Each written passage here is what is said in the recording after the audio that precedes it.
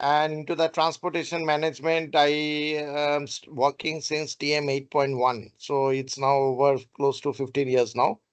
So I will be your, I will be a point of contact from the training perspective in transportation management S4HANA embedded 2023 version. Sorry, anything? Any question? Hello. Sorry. Yeah. Hello. Okay. Okay. So I'll be a point of contact for the technical part on the SAP TM S4HANA embedded version.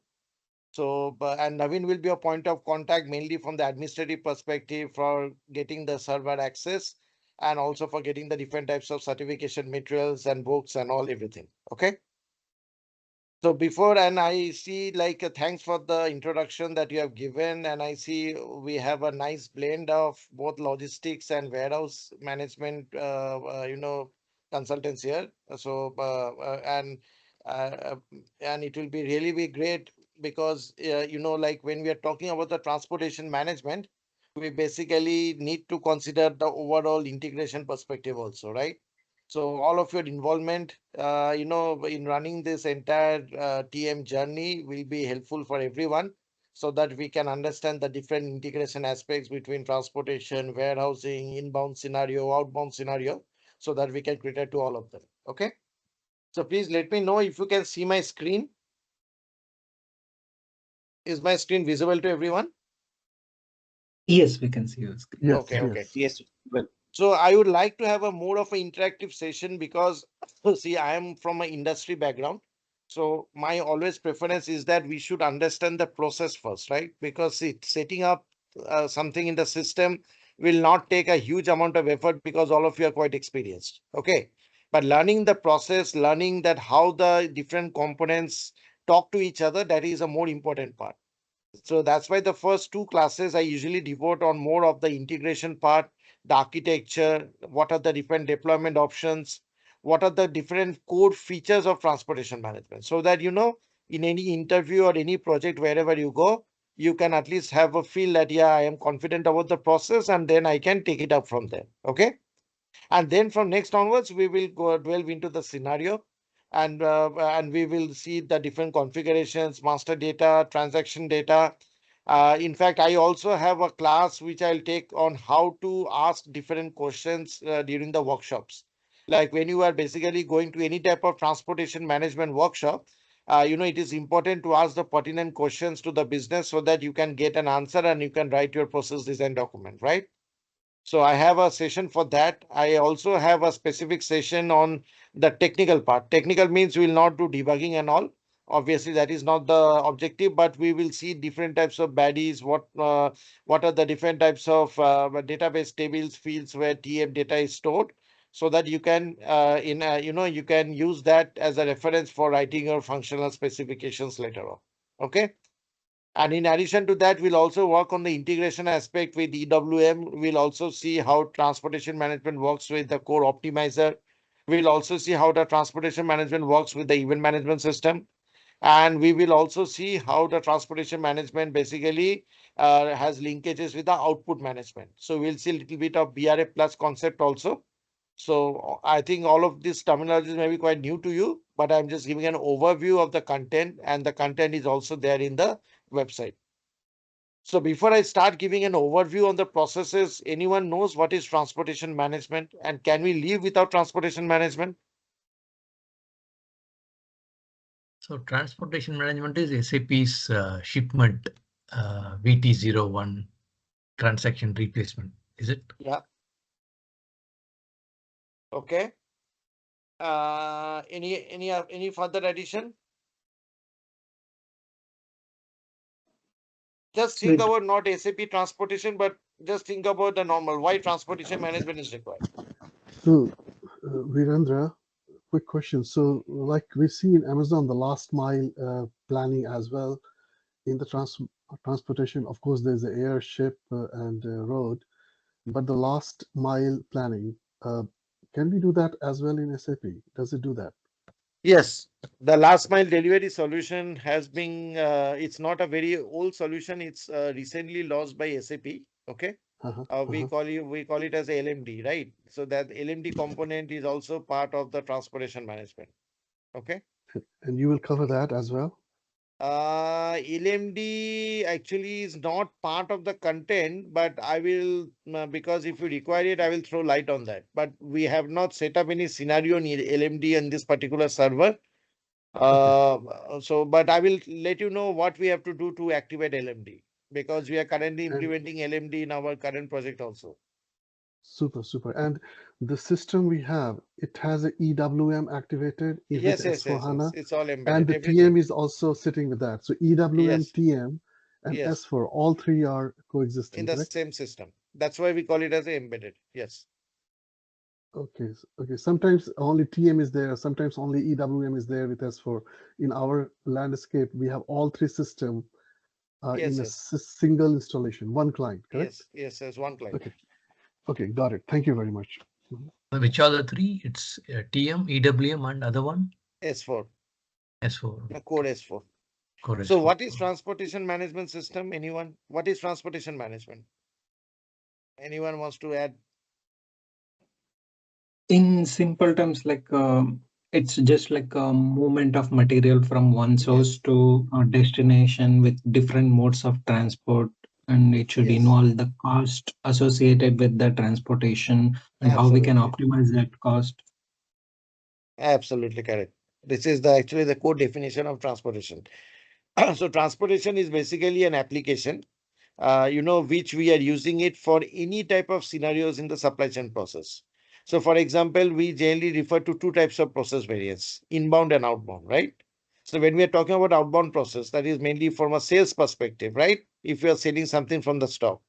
So when a customer places an order, then the shipper or the manufacturer or the who basically has the responsibility to supply the goods to the customer, right? So they have to also ensure that the proper transportation of goods are happening based on the requested delivery date, right? That is for the outbound. So that means from the outbound, from the shipper stock to your customer location, you need to arrange for the transportation, because obviously the responsibility of transportation is dependent on the Incoterm. I'll come to the Incoterm concept later on. Similarly, for the inbound, inbound means where you are placing an order to the supplier or the vendor. From the vendor location, the transportation is originating and it is desired to come to your plant, right? So that means even for the inbound scenario, there is a cargo movement required from the vendor location to the receiving plant. So for both this inbound and outbound process, we need transportation. So transportation is defined as the movement of the cargo or the product or the material from the source location to destination location using a specific means or mode of transport. Why we need a mode of transport? Because you need to know whether I should transport by road or rail or sea or air in order to respect the delivery date, right? So that's why the movement of cargo is very critical. Now, when I say the movement of the cargo, it is very so basically transportation management addresses three of your questions: what I am transporting, where I am transporting, when I am transporting. What I am transporting means what is the material I am transporting. Where means source location, destination location. And when means the requested delivery date. So all this three information actually is required for transportation process. That's where the transportation management comes into the picture in the supply chain. Now, in the earlier days, we used to have ELITRA, logistics execution. I think someone said VT01, VI01. So VT01, VI01 is one of the part of TM. It's not the entire part. So VT01, VI01 is only the execution piece, right? Only the shipment process. But before your shipment process is actually created, you need to do planning, you need to have a requirement, you need to do costing, you need to do settlement. All these are the different pillars of your transportation. Obviously, I'll go into details of what is the difference between ELITRA and TM in my subsequent, meetings. But if you see here, this is an overall view. So if you see, there are four building blocks of your transportation process. One is the order management. Second is the planning. Third is the execution. And fourth is the charges. Like in material management, those who are from background, you have purchasing pillar, you have IM pillar, you have LIB pillar, right? Similarly, those who are from SD, you have the order management pillar, you have the delivery, you have the billing, you have the account determination. Similarly, in transportation also, these are the four pillars. Now, before I go into this, so I'll just give an overview on these processes today, because this will be the, the happy, what to say, the happy process. And this process is actually the best practice process which we adopt in any transportation process. There can be some variations based from customer to customer, but more or less, this is the process which generally is adopted in any TM projects. So first of all is the order management. Any idea from the word what is order management? Maybe you have heard this word in MAMSD, but what is this component? So order is placing a service order to the transport company saying that you do this service, transporting my material. No, No, that or is it is much a, later. That is much later. oh, okay. So then it's a sale order, then Yes, delivery creates. correct. Oh, okay. See, first of all, you need to understand that, see, TM is an application, TM is a receiver, right? So in order to transport anything, I need to have a requirement. From where the requirement comes? Requirement of what? Requirement of transport. It's not the requirement of manufacturing. Please note, transportation is a service, right? Now, how Mhm. do a person or how do a planner know that I need to do a transport? For that, a requirement document has to be created. The requirement document is created in your order management component. So whenever we are talking about sales order, purchase order, stock transport order, subcontracting order, outbound delivery, inbound delivery, always we have the necessary information of transportation. To give an example, if you are creating a sales order, in sales order you have, chicken nuggets फिर आपने बोला है chicken can nuggets someone go on mute, please? बहुत बढ़िया है हाँ chicken nuggets निकालने का अच्छा Can someone go on mute, please? Yeah. So when we create a sales order, in a sales order, we have shipping point. So shipping point is your source location. We have your ship to party. Ship to party is your destination location. We have material. Material is the product that you are going to transport.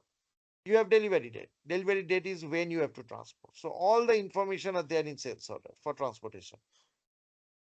Similarly, for purchase order, your vendor or your supplier location is your source. Your receiving plant is your destination. Your material is the product. Your delivery date is the when you are going to transport. So that means both your order or delivery provides all the prerequisite information for transportation. So that means whenever you are activating your purchase order, sales order, STO, deliveries and all, there are certain configurations which will indicate that these documents has to be integrated with TM. So when you go into those documents, there is a status, new status which comes in, which is called as a TM status. Within the TM status, you can say, okay, these orders or these deliveries are integrated with transportation. Integrated means the underlying transportation requirement is triggered from those order or delivery documents. So to, Uh, so I have a question here. yeah, So in case of sales, okay, you have a sales, then delivery, and the product is getting shipped from here so that you'll do a transport management. What do you do for a receipt? Because you have purchase order, you have inbound delivery, somebody's shipping it, you are only receiving it, right? So do you have a transport management for the receipt as well? see, majority, see, SAP does not differentiate between inbound and outbound. First of all, is this, except the order types and this. Second thing, Oh, you are right. Most of the scenarios which is pertaining to SAP TM is outbound, but you need to also have, but client can also implement or activate TM for inbound, because you may have a scenario where inbound delivery is not a prerequisite. Directly from purchase order or stock transport order, you want to give a requirement to the planner that this material will be planned by transportation. So accordingly, based on the Incoterm, whether it's vendor or whether it's you who has to plan. mhm. So it is not, see, this is a common issue we face. We feel that because it is inbound, it is the responsibility of the vendor to supply you till warehouse. That is not correct. It is completely dependent on the Incoterm. So there Oh, are a okay. lot of Incoterms in the system. starting with, FOB or D start, C start. I will show you all the Incoterm. That decides till what stage your vendor is responsible and from which stage, that means the shipper is responsible to bring the material on the ground. Oh, okay. Thank you. Okay. So that's the reason why SAP has activated TM for both inbound and outbound. So Okay. purchase order is from the procurement side, right? Yes. Right, and then delivery on the right hand side is from the sales order delivery customer, right? Delivery can be inbound and outbound. So if you are Outbound. running an Yeah. inbound scenario, you can activate TM status tab both at a purchase order or at an inbound delivery. If you are running a sales order scenario, you can activate TM for both your sales order as well as your outbound delivery. Okay, so or you can also activate only at a delivery level, not at order level. So I'll come to those details later on, whether you want to go the activation at an order or delivery. But the Okay. main requirement or order management here is that you are activating your core S4HANA documents to trigger a requirement. And how do the requirement come into TM? The requirement come into TM in the form of a freight unit. So that means once you are saving your order or delivery, you will see a TM status tab. This TM, and if you go deep down into the TM status tab, you will see a freight unit is created. So freight unit is the smallest unit of transportation. A freight unit is a technical object which integrates TM with core S4. It is automatically created. You don't have to create freight unit manually. And the freight unit actually contains all the information about what to transport, where to transport, when to transport. You can also visualize the stages. Stages means from where to where. Your transportation has to be planned. All this information is contained in a freight unit. That's my master data. Freight Freight unit is transaction data. transaction data. Okay. Yes. One But to one create thing. a freight unit, you need master data setup.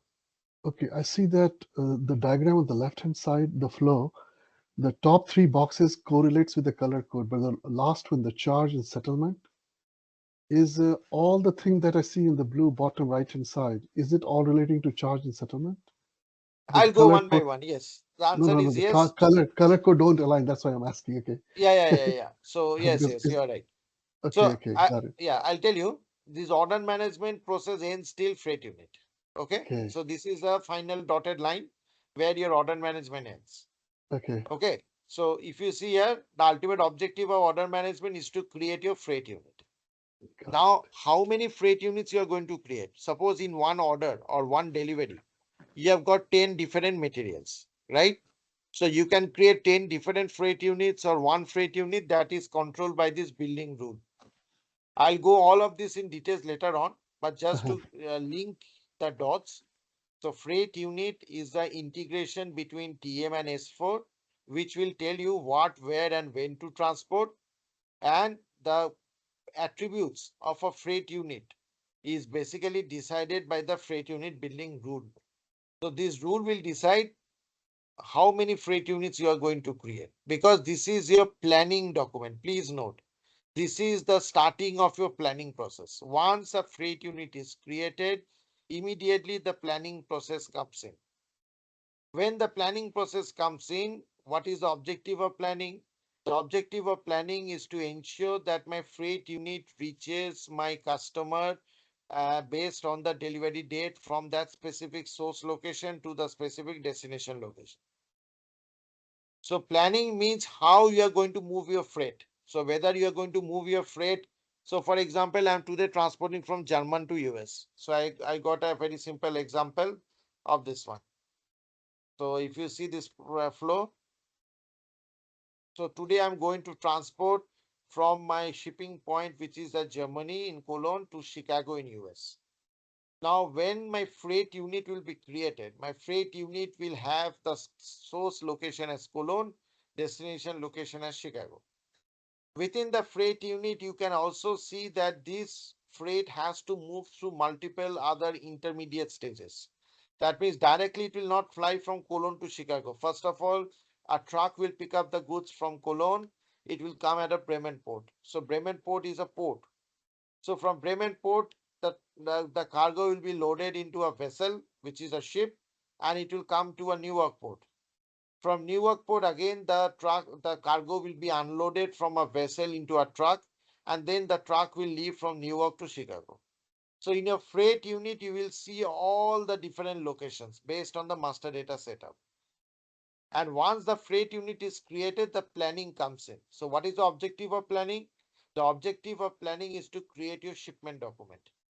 That means whenever I am basically creating your this one. 1 minute, what happened to my arrow? Uh, So when you say freight unit, is it your truck is a freight unit, your ship is a freight unit, then the no, truck is a truck my freight unit? freight No. unit is my truck, not my freight unit. Freight unit is not a truck. Freight order is a truck. I tell you why.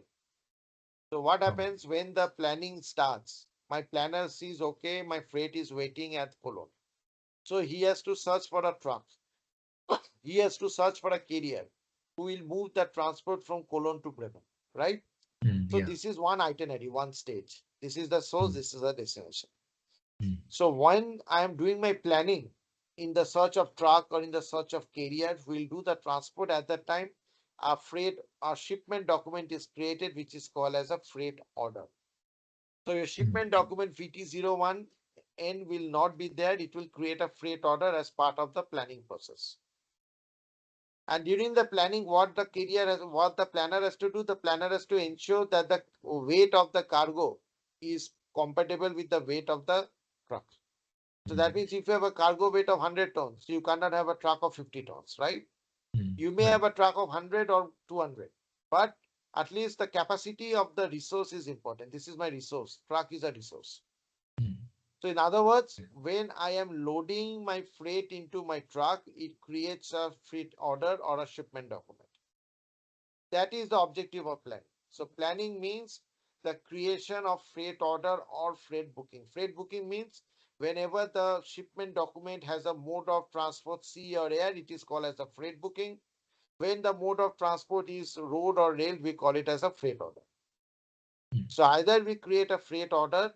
Similarly, here also the planner needs to ensure that he needs a vessel to move the transport from Bremen to New York. So he creates a freight booking. Similarly, from New York to Chicago, because the mode of transport is again truck, he creates a freight order. So that means for the entire transportation process to plan from the source to destination, you need 2 freight orders and 1 freight booking. That's what here, if you now see the objective of planning. So this is the planning. As part of the planning process, if you see, when I'm going to plan, I need my input as a freight unit. I need an input as my resource. Resource means truck, vessel, anything. And once I do a plan, my output of planning is my freight order, freight booking based on the mode of transport. So what is the objective of planning? Threefold. One is to create your shipment document, which is your freight order, freight booking. Second, I need to know what are the resource I have, with what resource I need to plan so that my delivery date is not violated. And third, I also can do a carrier, because ultimately a shipper will not have its own transport, right? He will look for a subcontractor who will transport on his behalf. So for that, the carrier selection is a must. Without carrier selection, you cannot proceed ahead in the shipment process. Like those who are from Elytra, if you remember, we used to have forwarding agent or carrier, right? Business partner. So those forwarding agent or LSP or the carrier is the same person.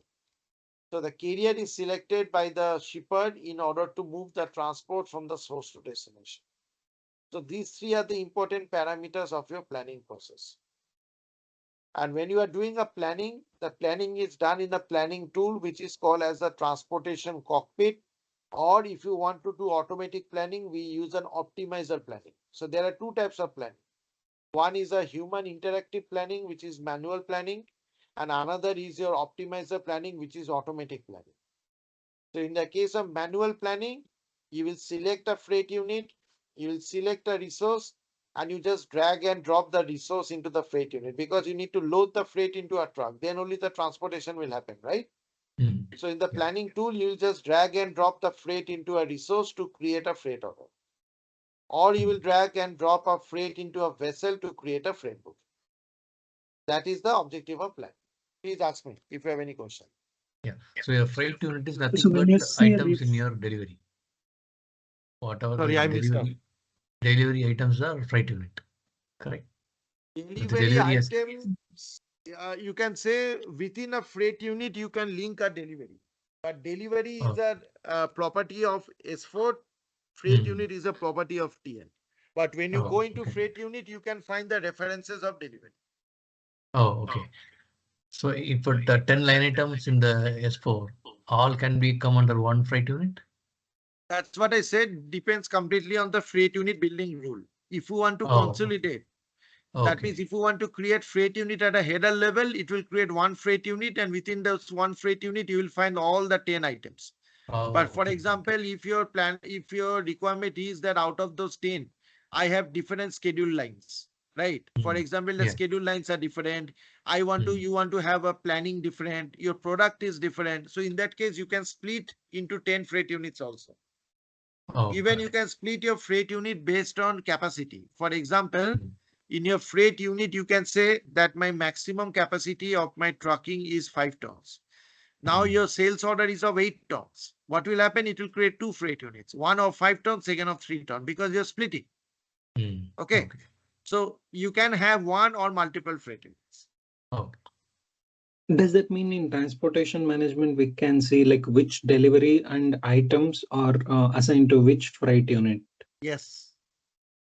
You input, there are a lot of reports. You enter the delivery number, you can get the list of all the freight units. Is it the same on the delivery side as well when we look into EL03 and Yes. You can see in the that's why I told you we have a TM status tab. So the TM status tab will tell you which delivery is linked with which freight unit. okay, got it. And just one more question. So let's say we are having 200 deliveries per day. So if we are planning to do it manually, so as you mentioned, like using planning or optimization, we will be able to see, right? How Yes. many, like depending on the weight or volume, we can select how many Yes. trucks do we need to Yes. use for Yes. that. See, okay. Now, if you want to see number of trucks, so you need to create a custom field. Okay. Because what happens, I tell you, when you are assigning a resource, this resource is at a header level. Okay. Suppose you have a 20-ton truck. So you assign a resource at your freight order. Now, what SAP says, one truck is equal to one freight order, because since it is at a header level. So whether it's a 20-ton truck, 30-ton truck, but the attribute is one truck, right? So one truck is equal to one freight order. One vessel is equal to one freight booking. So somehow you cannot see in your TM how many trucks you have planned. If you want to see those, then you have to just create a custom field like a number of trucks. I'll show you how you can do it. And there you can capture the information of trucks. Okay. But ideally, what we see when you see basically what planner sees. Planner sees the gross weight of your freight. The planner sees the gross weight of the truck. If the gross weight of the truck is able to manage the gross weight of the freight, in that case, he will just drag and drop and create your shipment, right? You can see that. In case you see Okay. that my truck is not able to cope up with the huge amount of freight, he has to he has to split the freight into multiple trucks, right? In that case, then he will create n number of freight orders. Because as I told you, one truck is equal to one FO. But but if you want that, okay, based on utilization, suppose, maximum utilization is 100%, right? One truck. Now, Mm. if you want to say, okay, if I have got my utilization as 500%, that means 500 Mm. trucks. So you can Okay. adopt that solution also. So when I will go into details, we'll discuss this. Okay. But ideally, you don't get to see how many trucks. You only get to see the value, the capacity of the truck and the specification of the truck. Okay, got it. So we are in our warehouse, we are using like 10 different kinds of carriers because each of them can have their Yes. own like a different size of truck. So we need Yes. to maintain all those trucks under resources. Yes. So there Okay. can be Yeah. some cases where when you are selecting the carrier, you don't have a prerequisite information what is the Mm. information of the truck. That can also be the case, right? Because you don't Correct. know. Yeah. So in that Yeah. case, what will happen? You can create a dummy truck later on on a real time. Once the real truck comes, you can create a resource master and you can update it directly in the truck. I'll tell you because there are a lot of ifs and buts how you can manage this. Once we come into the system, I'll show you. Okay. Uh, Got it. But the Thank you. main objective here today is to understand the process. So the output of planning, again, I repeat, output of order management is freight unit. Output of planning is the creation of a shipment document, which we also call it as a execution document, which we also call it as a subcontracting document, which is the freight order freight booking. The reason why we call it as a subcontracting document is because the shipper does not have its own truck. He will like to subcontract its freight order freight booking to them. 1 minute.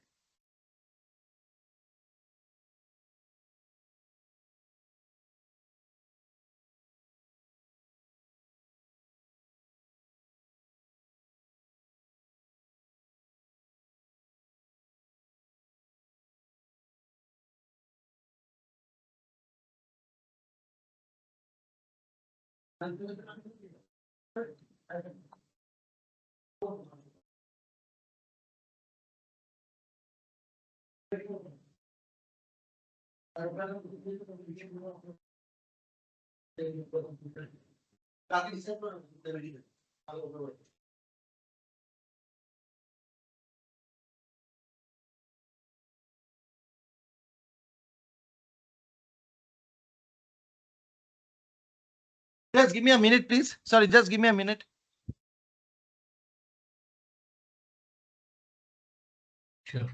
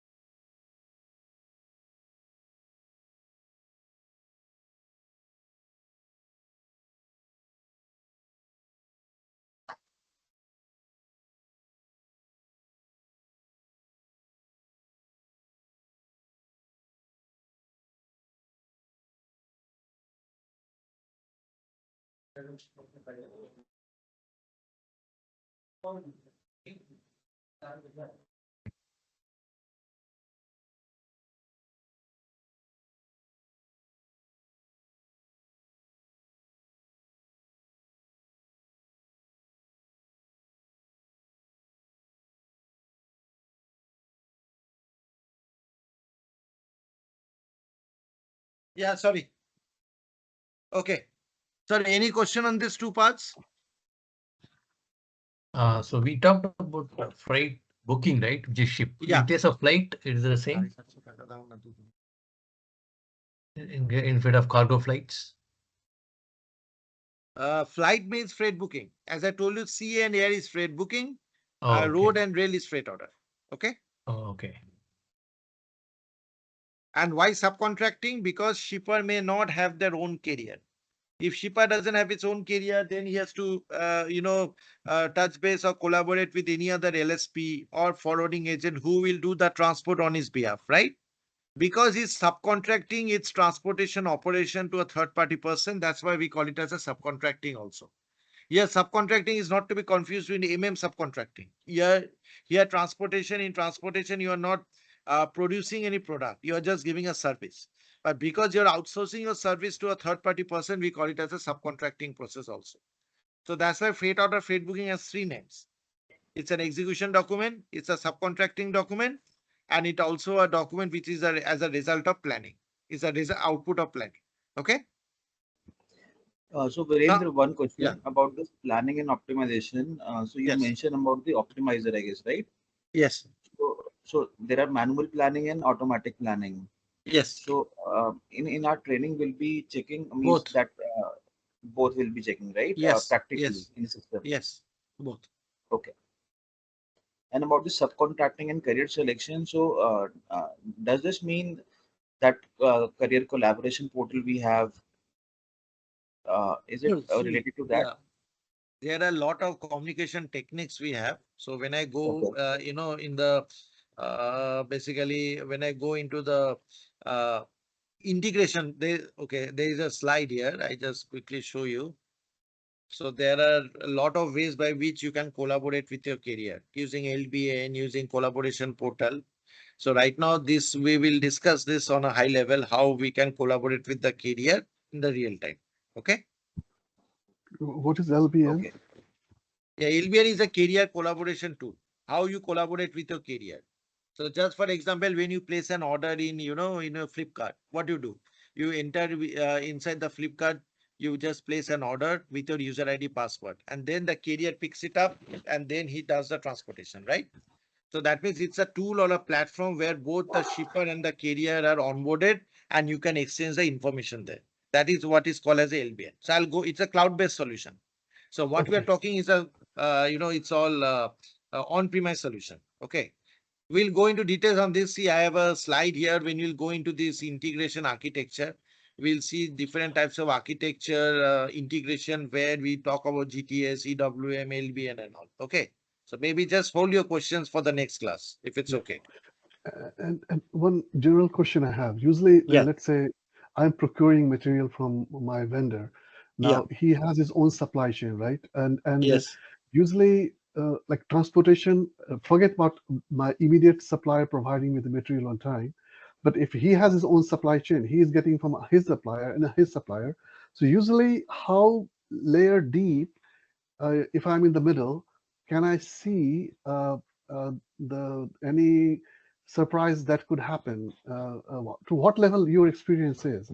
How many levels do you go deep with respect to See, your again, immediate supplier?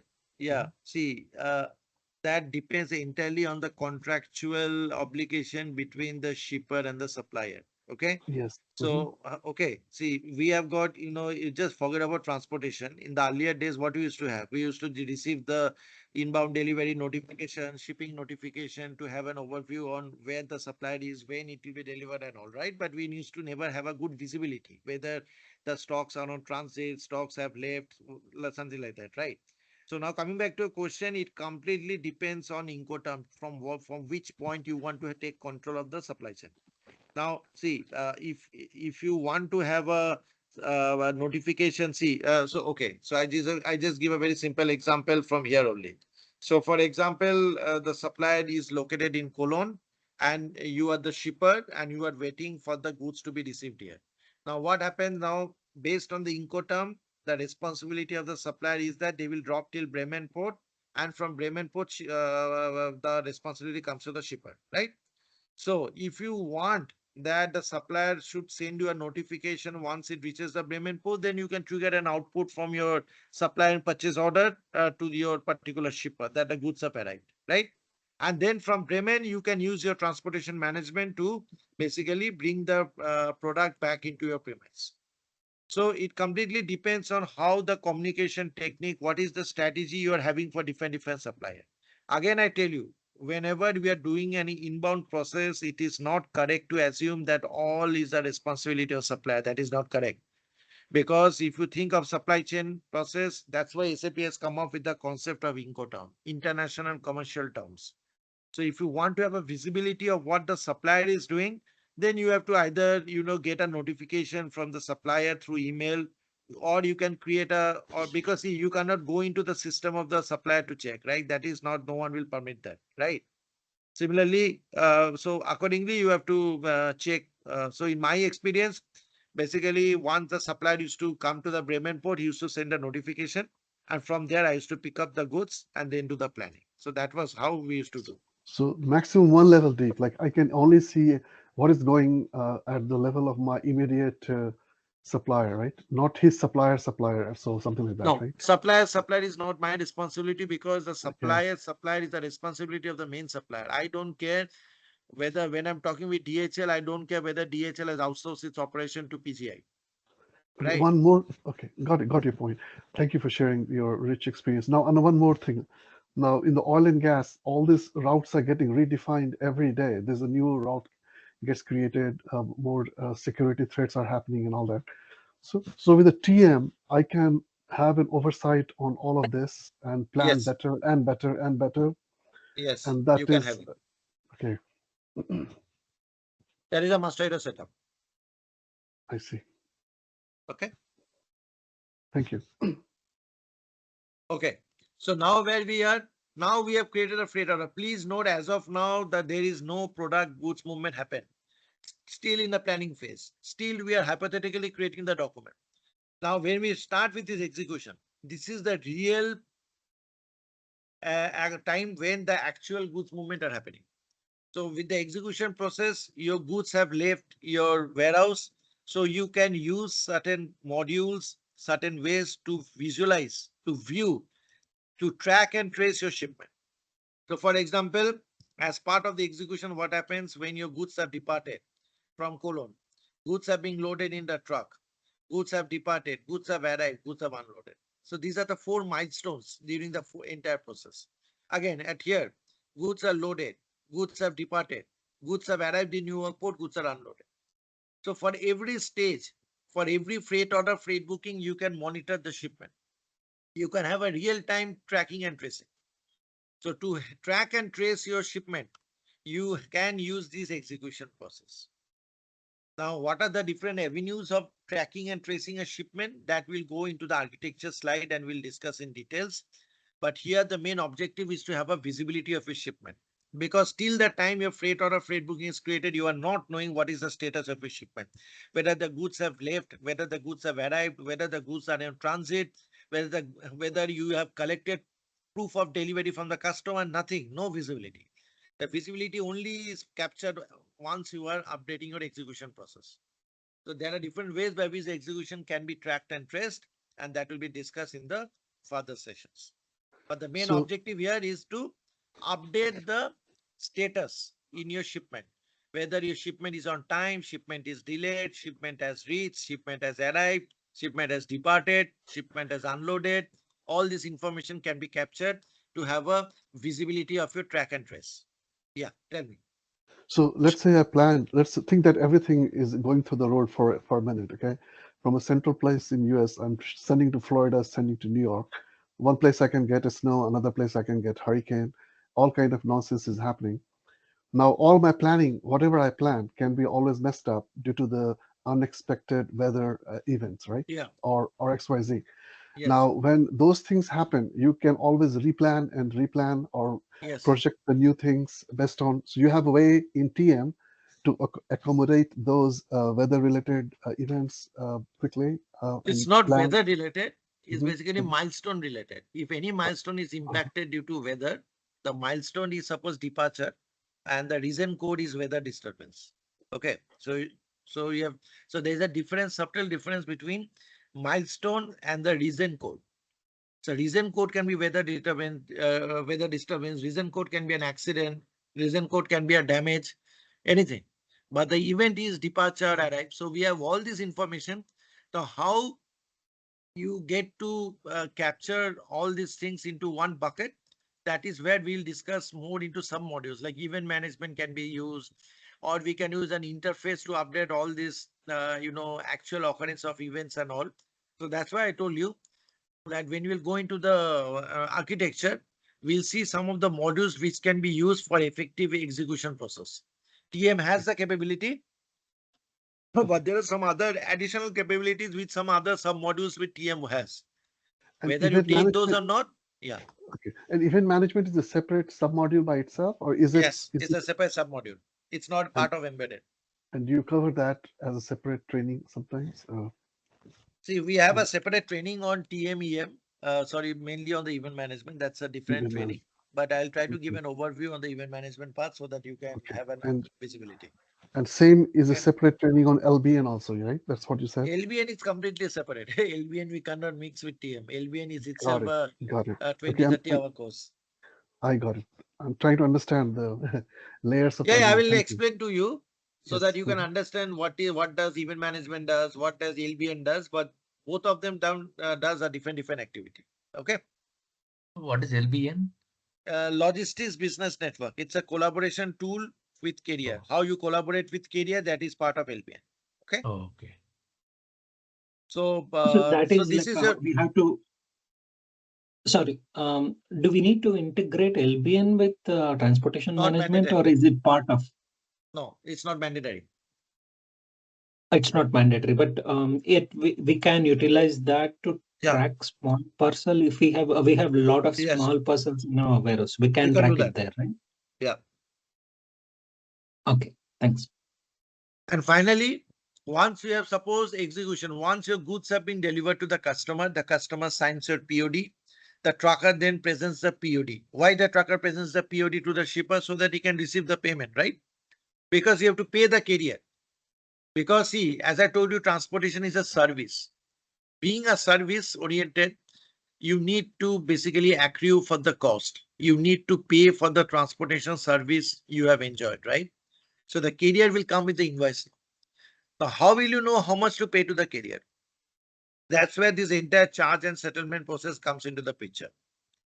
If you have an agreement means it's a contract between the carrier and the shipper that I'm going to pay you 1,000 euro if you are transporting 100 metric tons of a product.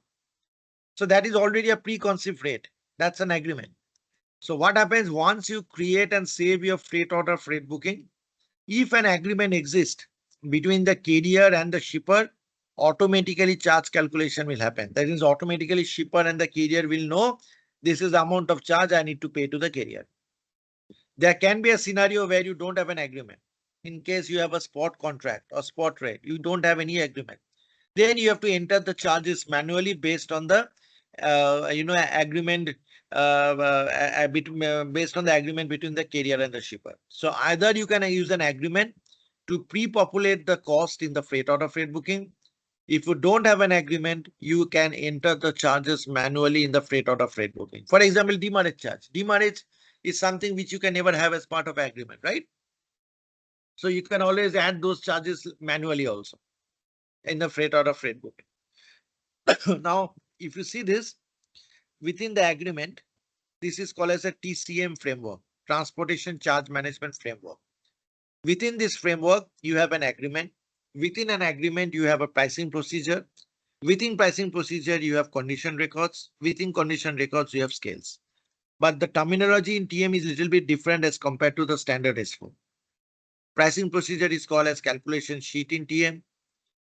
Condition record is called as a rate table. We have condition type, which is called as a charge type, and we have scale, which is the criteria based on which your charge calculation is done. So if you are using an agreement, you have to set up all this. If you are not using agreement, no need to set up all this. But the ultimate objective is to do a charge calculation in the freight order freight book.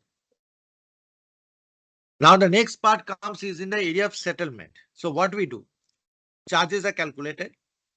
Now we One create, question. yeah, As you mentioned, if there is no agreement in your project, then no need to create this all this pricing procedure and rate yeah, tables. So how does the charge calculates if let's say there is no agreement? So from manually, where all the pricing? Okay. So at the manually. time, Like in MMSD you do. In what you do? If you don't have a pricing procedure, you enter the charges manually, insert charge. There you right. maintain PP00, PPXX, you enter the rate, quantity, like sales order also same thing, right? Enter the conditions. Same thing in TM Okay. also it is there. All right.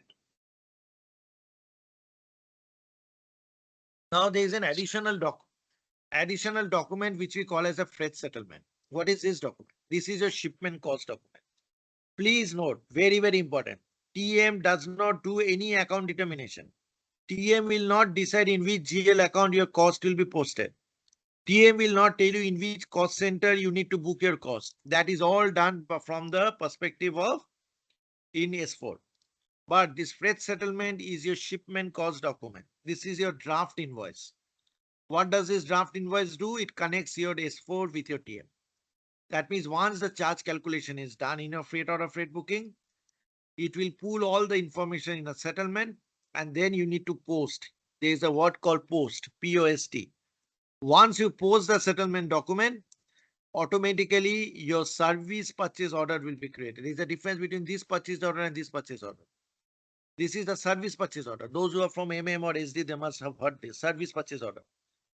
So automatically service purchase order service entry sheet is created so that you can do a three-way match and you can do MIDO for your invoice verification. Again, I repeat, the freight settlement has to be posted.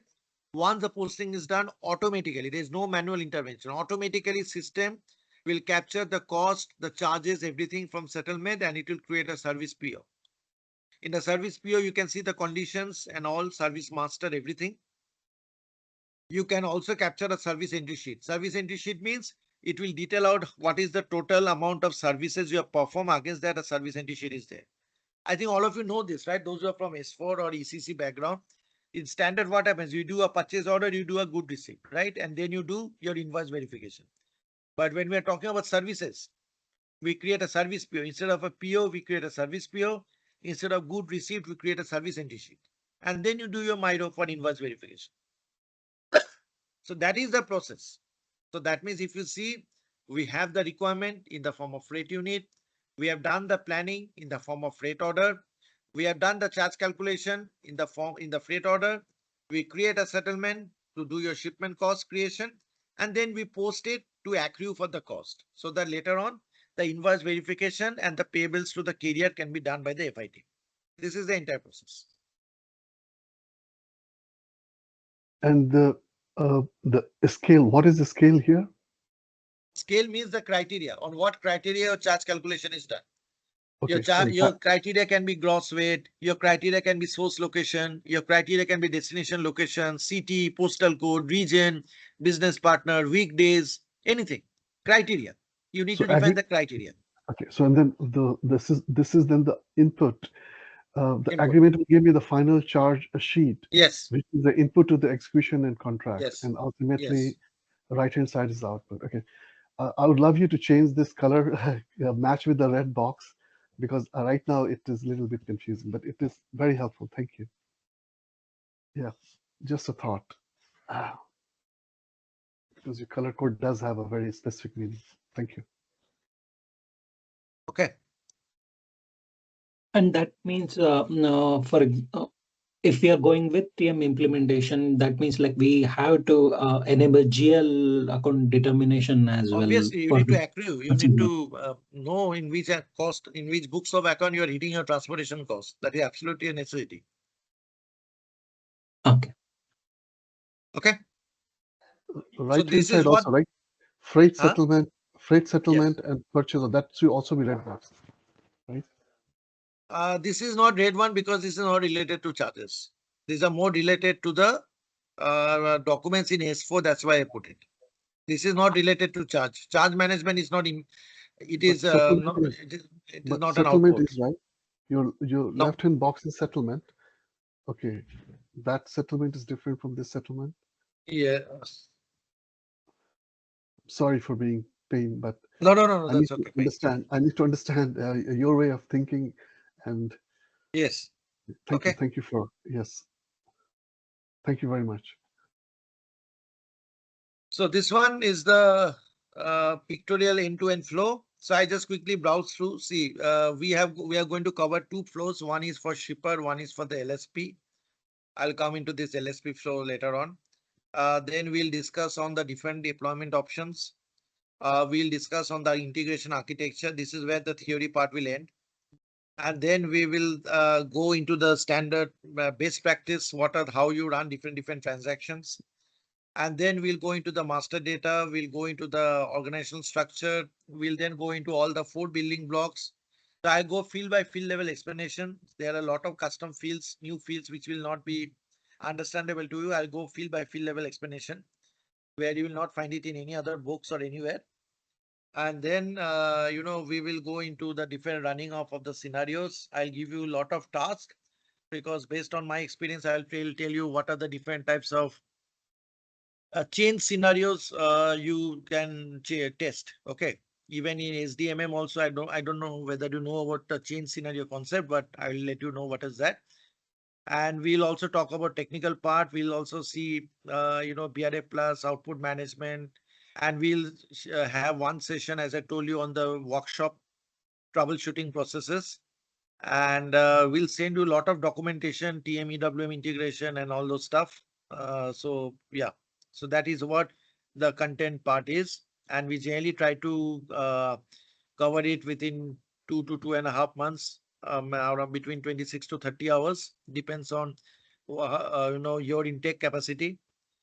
And we plan to at least have 2 to 3 sessions per week so that we can achieve that. And even after the session is over, you will have access to the server for some time, as well as you will also get to hear all the recording files. The day-to-day sessions files will be shared with you so that you can also listen to it during your time when you have some time to listen to that. Okay. So it's going to be alternate day, or how we are going to have the That class? you need to, Naveen will touch base with you, Okay. because we'll try to have it in one group. So everyone's timing and everything will be taken into account, and we'll form those groups. Oh, okay. The only next thing is that you need to reach out to Naveen and express your interest there. That's it. Okay, sure. Thanks. So Virendra, Virendra. about this course duration of 2.5 months. So it will be more of a practical, or it will be a kind of theoretical stuff more. No, no, no, no. I told you, right? Training doesn't work on theoretical mode. Correct. Okay. Training never works on theoretical mode, and it's completely practical. You'll have access to server and all. As I told you, the first 2 days is theoretical, because unless So you while know the doing this process, training, will we be creating? everything, you'll be creating Yeah, please go everything. on. If I just give you some sample example here, this Okay. is, I think already we have completed 62 batches in TM. If you see here, right now, all these 3 batches are going on. Step by step, we take all the information, what is the data you are creating, okay, so that you can Okay. run it as a whole end to end. Okay. Okay. So, and I will give you a lot of tasks also, where, I would need some input from you. And because we can run some extensive scenarios, because mostly all of you are from SDMM, EWM background, we can run a lot of scenarios and check it also. But your involvement is required. You need to give this 2 months, at least average 1 to 1.5 hours per day. You have to give for TM, so that you can have a better, you can say, opportunities in your career. Because right now there is a wide gap between demand and supply of TM. Okay, we don't Right. have TM people in the market. SDMM all saturated now. There is no demand. Correct. But Correct. TM is such that because we have 50,000 ERP clients and only 10% have moved to TM now. The remaining 2 years, you'll see a lot of people going on to this migration to TM. So you have a good career to embrace that, but for that effort is needed from your end. Yeah, Definitely. Virendra, Mahesh here. Yeah. Continues to your thing like, yeah, expecting that a lot of clients will move to TM. But as a functional guy, what are the prerequisites I need to check before going to proposal to the client? See, you need to present in two different ways. I don't know whether you are from an IT background or non-IT background. If you are from an IT background, okay, and if you are not having exposure to SAP TM in your company, okay, see, you have to basically rephrase your CV a little bit in a different way. So you can always say that if you are from IT company, if I say that you are No, no, currently I'm working not on saying about my CV, Virendra. I'm saying that as a functional consultant, when I'm dealing with the clients, how can I say that, okay, if I'm proposing TM, so we're moving out of TM, so what are the prerequisites? Like you told a lot of third-party integration required, and I need to integration with sales, purchase, and finance, all those things, because we are giving that. It's like it's not the embedded only, but it's not part of SD and MM, right? It's a separate entity, I can say. When I'm proposing that, what are the prerequisites I need to check before proposing to the client? So you are asking what are the prerequisites you want to propose to the client before you are suggesting TM? Did I understand? So, Yes, Virendra, that's what my question. Like, yes. see, So, previously before S4, a lot of things are happening in the R3 system, and now S4. Some part is moving out of the S4, and it is doing in some other systems. It's coming like I can say the trade promotion, right?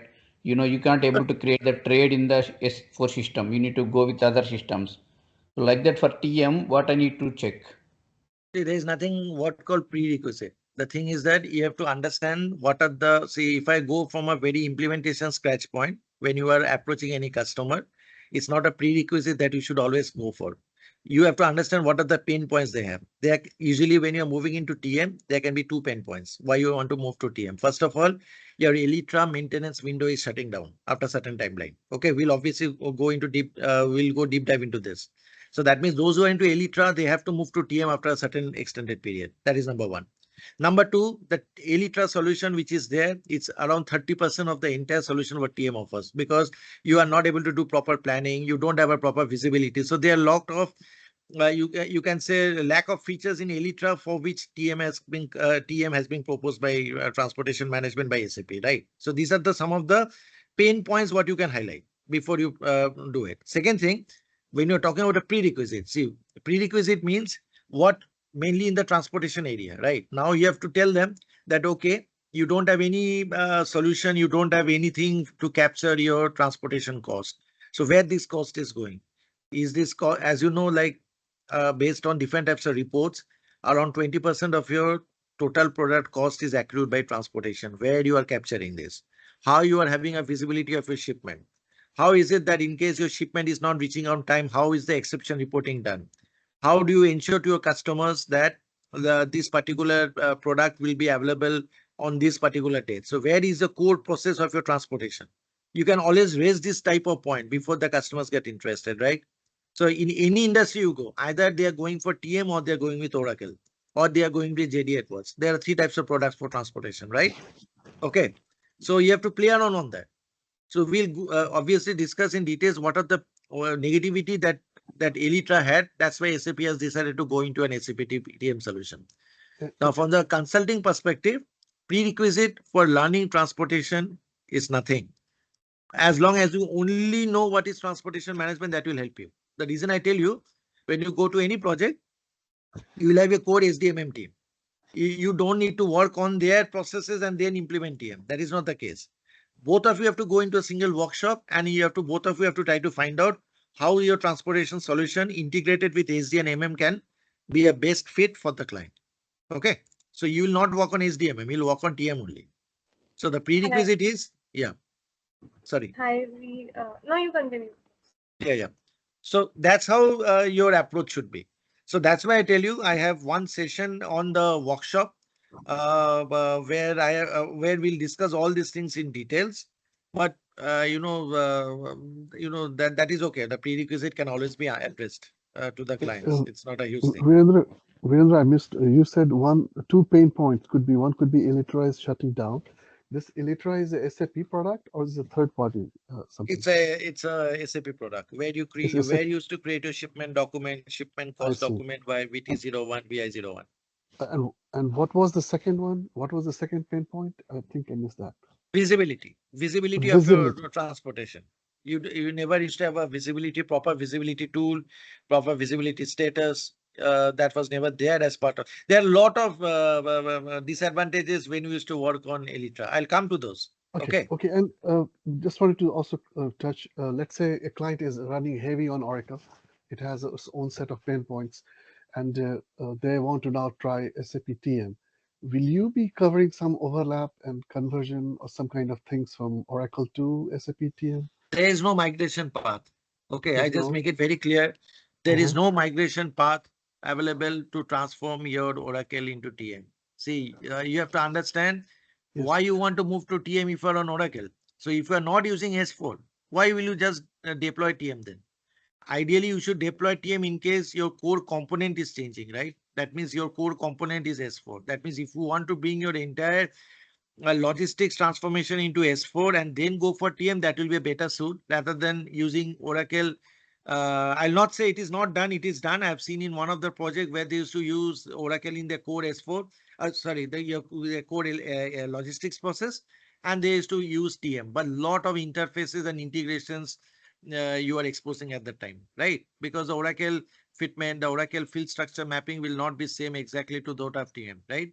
So you need to take a very careful call before basically you're discussing this. We'll again go into details. Means maybe this is not the correct time because we are just Okay. starting with that. But once you are aware of some of the features and functionalities, you will see that the benefits of TM is huge as compared to the other solution. Virendra, hi, Yeah, it's Arushi here. As I'm yeah, completely new to SAP background, so do I have to have any prior knowledge or skill for this course? nothing. You don't have to do anything. Just maybe what you can do, just type in Google and just see how to log into SAP system. That's it. Oh, thank you. Okay. Because see, all are new in TM. We are all starting from scratch. I'm And in new fact, in I SAP only. yeah, that's okay. I'll show you how to log. That's what tell you. Just go into Google and just search in how to log in into SAP. And in case you have time, just see overview on some SD module or MM module. Just an overview. Don't have to go into any transaction, nothing. Okay. Just a prerequisite, like if you know some logistics process, that will be helpful. If you don't know also, that is also okay. Okay, thank you. So And I just wanted to know about what are all the master data See, topics that we are we'll going go to in. cover. Yeah, lot of master data So is there. Maybe I specifically need in to case drop of off now. There are a lot of master data, location, resource, zone, lane, means of transport, default route, no, in business partner, product. specifically, Virendra, just in specifically in case of decentralized TM, because this topic is the entire topic is based on embedded, right? This session. There is no difference between the master data between decentralized and centralized embedded. Okay.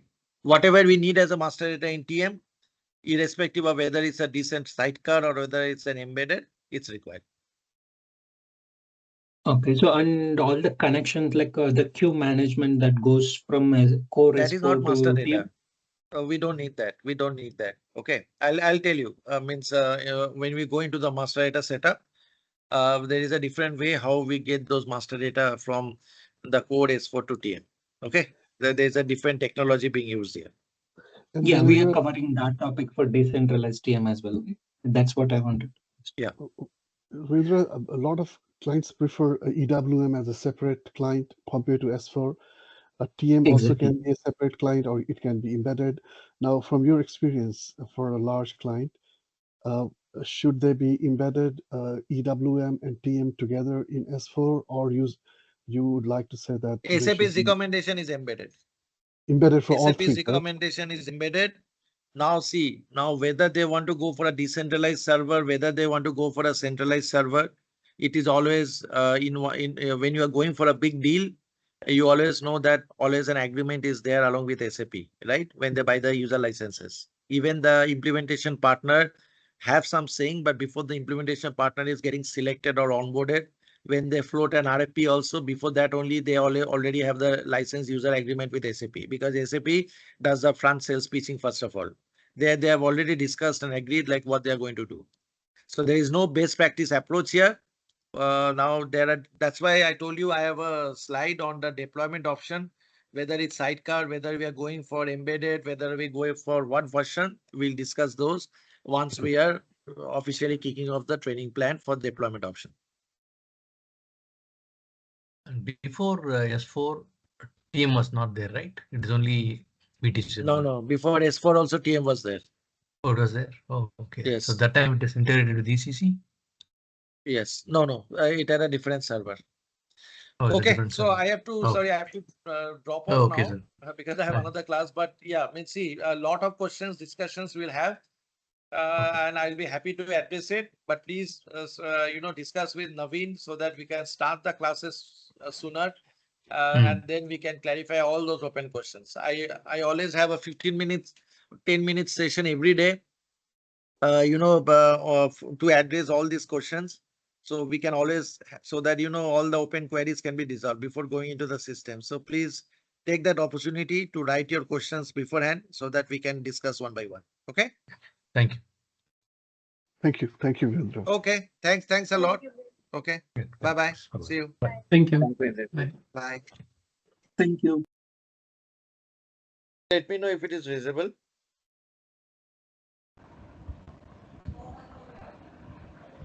Yes. Yes, yes, Okay. Okay. So just before I start with the theoretical part, if you remember, we discussed that the first two classes, generally I try to more stress on the theoretical aspect. But from this batch onwards, we'll be starting working on the 2023 server. Okay, this is a absolutely a new server. Okay, with you'll be the first batch to start on this. Okay, because whatever batches we have done, it was mostly on the 2022. Okay, and if I just you'll get access to this server, and if you see, if I go into the enterprise structure also, okay, I'll tell you why I have started with this. If I go into the financial, if I go into the company code and all this stuff, okay. So you'll see here, these are all the, you can say, the company codes which are already available. Okay. So what we'll do, we'll try to basically use the SAP's best practice company code, which is 1710. Okay. We'll try to leverage, we'll try to create our own data, the sales order, purchase order, the entire org structure, whatever we will do, we will try to leverage the standard 1710 as of now. Okay. And to capture the data, obviously I'll give you some task by the end of the day once you have access. So this is batch, I'll just one moment. Yeah. So this is batch 63. And basically when we'll be starting, we'll be requiring this part. Okay.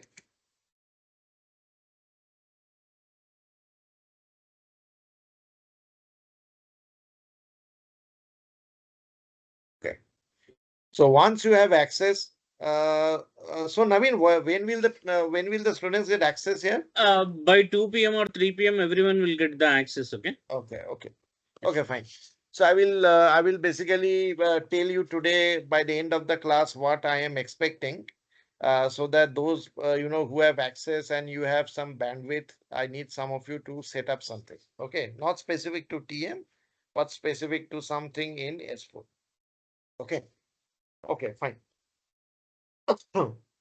So last time, if you recollect, we went through this particular flow. Okay, so we went on. Virendra, small request. Okay. There is Arishi in the meeting. Okay. She's a fresher. Okay. So yeah, if anything, okay, please help her. Okay. Absolutely. Yeah. I know that. Yeah. Yeah. Okay. So we are basically, doing the kickstart for this SAP S4HANA TM 2023, course for transportation management. And as part of this, if you recollect, the first day I had gone through this slide on an overview level. Okay. So I'll try to go one level below on this. Okay. And then we'll also see what is the other variant we'll be considering, that is the LSP flow. Okay. So whatever flow we have discussed the other day. Okay. So that was more of a shipper perspective. So my first question to everyone, does anyone know what is the shipper and what is an LSP? Not from TM, just a generic question. Who is a shipper?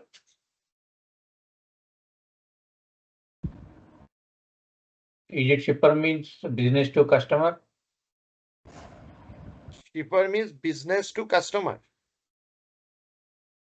Yeah, I mean to say that any end party. LSP No. means it's a third party only for services, kind of like FedEx, DHL. Yeah. Okay. Shipper may be basically where we considering transporting material from sea via ship. Okay. And Shipper LSP may be is like someone who is a supplier, regular customer. Yes, that is the main thing. No, he's not a customer. Customer is a consignee. Okay. So, okay. So whenever we are working on any type of supply chain process, okay, I'm talking mainly from the selling perspective. So we often hear the word, shipper. Okay. So based on that, transportation management has also evolved using two scenarios. Means if you are basically classifying what are the scenario variants TM creators, it is basically bifurcated into two parts. One is the shipper process and another is the LSP process. So you have to understand the difference between them. Shipper means who is the manufacturer of goods, who is the supplier of goods, who owns the commodity. So that means he has the responsibility to basically manufacture and then he can sell from stock, right? So he is the owner of that commodity. And in case he is the owner of the commodity, based on that, if a customer comes and requests him to transport or to dispatch him the goods, then it is his responsibility to make sure that the goods are delivered to the customer based on the Incoterm. Okay. So shipper is actually the source from where the goods are dispatched. And consignee are the business partners. I call them sorry. I call them the business partner because they are the recipient of the goods. So a customer, as you were saying, they are actually called as the consignee and the shipper is called as the consigner. So whenever we are talking of implementing transportation management solution, okay, for a shipper scenario, please note that as a shipper, since I own the goods, I manufacture the goods. In that case, I need to have the code S4. That means your SD module, your material management module, your production module, your warehouse management module, all this to be in place. Because as a shipper, my responsibility is not only to transport, my responsibility is also to procure, also to sell, also to produce, also to store the inventory, right? So that's where you see that whenever you are implementing TM for a shipper scenario, you need the core S4 documents like sales order, purchase order, stock transport order, agreements, deliveries to be there in the system because from the stock you are basically selling. So that is what we call as a shipper scenario. So shipper main core business is not transportation. Shipper main business is manufacturing, warehousing, storage, procuring, selling, etc. But in sharp contrast to that, when we come across to LSP, LSP means logistics service provider. They are also called as the freight forwarders. For example, DHL, FedEx. So if you are basically if you are a customer, you are shifting your goods from India to US. So you'll go to DHL and based on that, when the DHL customer service knows that he has to transport the goods, he will ask you what you are transporting, where you want to transport, when you want to transport. And based on that, they will create an object called as a forwarding order. Because the DHL and FedEx main core business is transportation. They are not manufacturing anything. They are not selling anything. They are not storing anything. Their core business is transportation. So that means in an LSP flow, we don't need any sales order or purchase order to be in place. You can start the operation by creating an object known as a forwarding order. So that is the main difference between shipper and LSP. So whenever you are implementing TM, you need to know for whom you are implementing TM. In my earlier days in one of the project, initially, because in most of the cases we go for shipper implementation, but after, doing some business case studies and understanding the core process and business, we understood that we need to actually implement a forwarding order scenario, not the shipper scenario. So that's what you need to be careful when you are starting working on any implementation project, for whom you are implementing TM. What is the core business of that implementation of that client? Okay. Clear to everyone?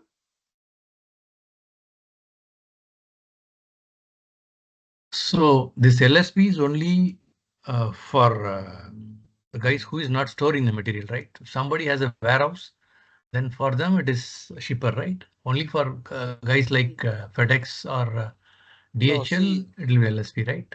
you have to understand storage can be a part of an LSP also, because if you think about the two LSPs or one LSP or three LSPs, the big LSPs, like DHL and Freight and FedEx. They have warehouse to store the products also.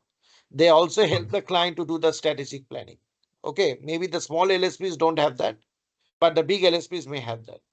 The main concern here is whether you are manufacturing or procuring or selling goods. If manufacturing, procurement, and selling is not the main business, then it is an LSP, right? Because if for an LSP you don't manufacture any product, you don't sell any product, you are selling a service. You are not selling any tangible product. Okay, Okay. that is No, the main Virendra, difference. sorry. So take example of Flipkart or Amazon, like how, what it will come, shipper or LSP? It should be shipper, right? So Because they shipper, won't so manufacture any is product, but they will sell product to the customers, right? are they manufacturing?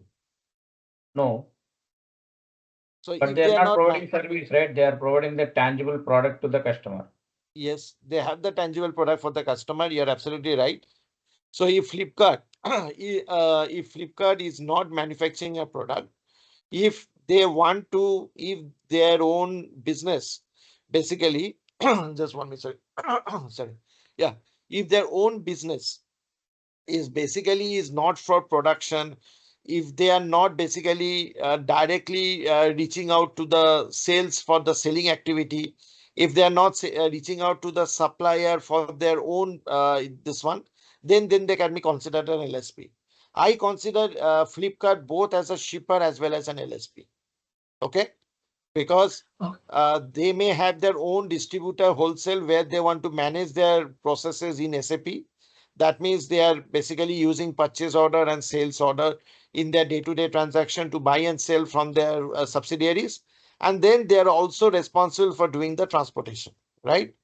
Okay. So if they are owning the transportation also, then they are acting as an LSP as well as they can also act as a shipper.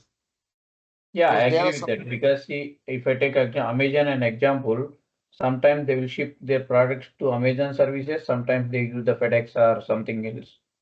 So in that case, I agree. Yeah, it will be a hybrid model, I can say, shipper or LSP.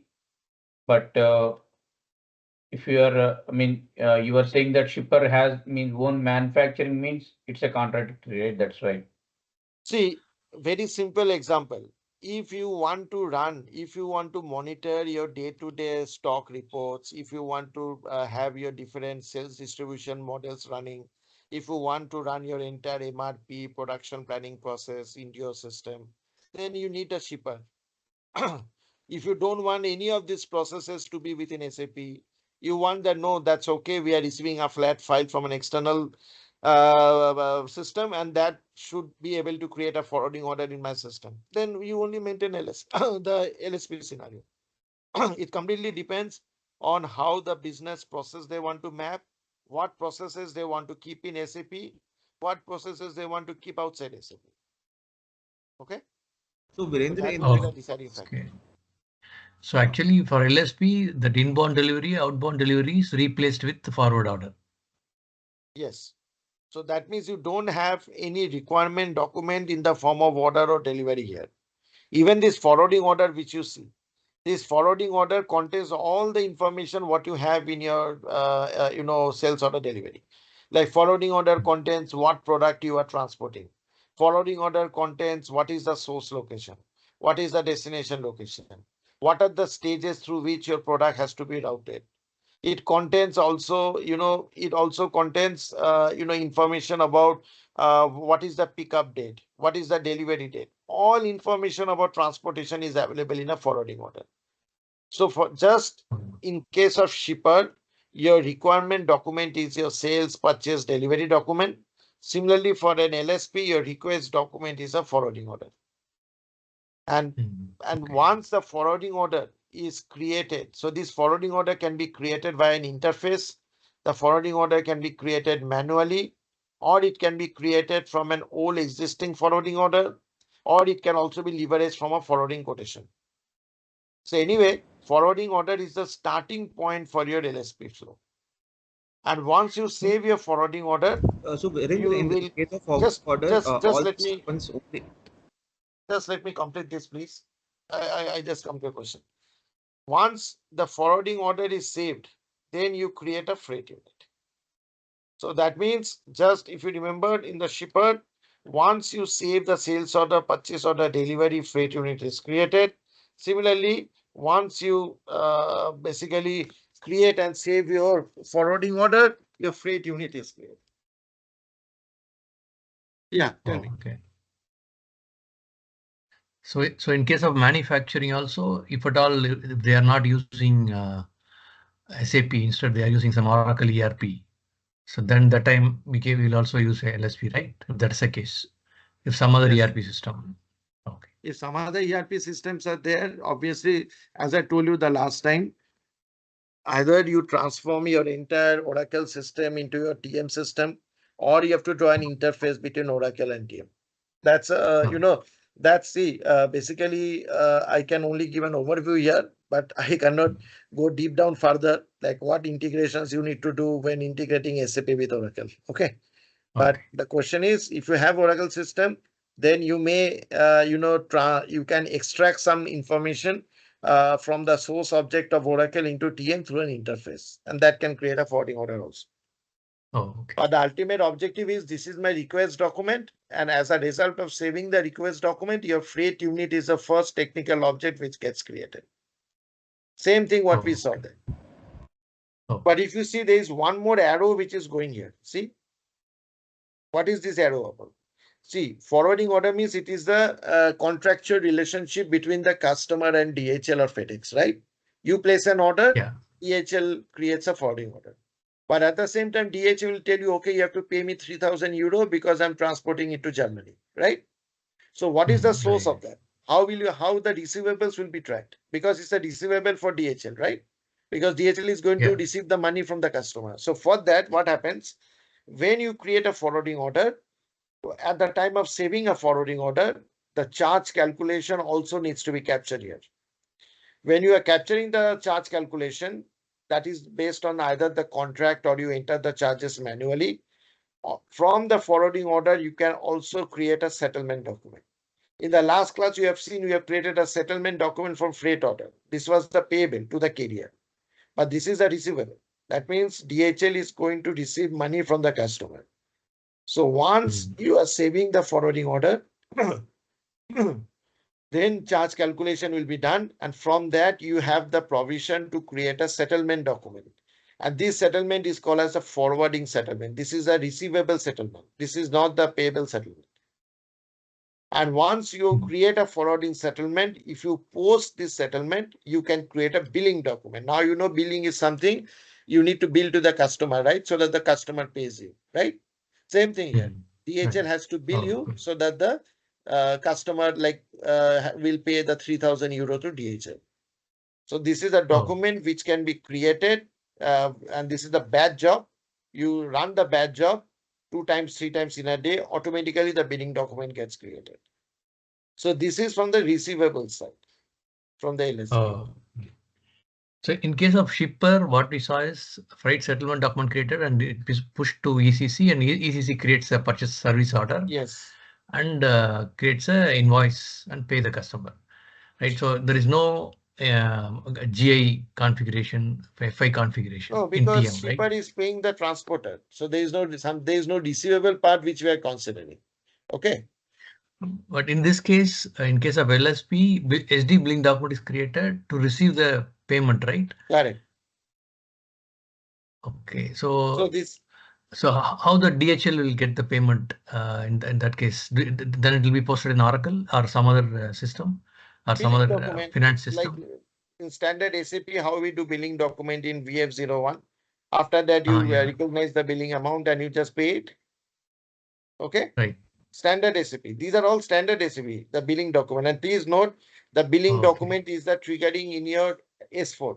This is not done in TM. As I told you last time also, that any type of accruals or any type of expense of process is not the responsibility of TM. TM just stops the process with settlement, but in the core S4, you create your entire billing process.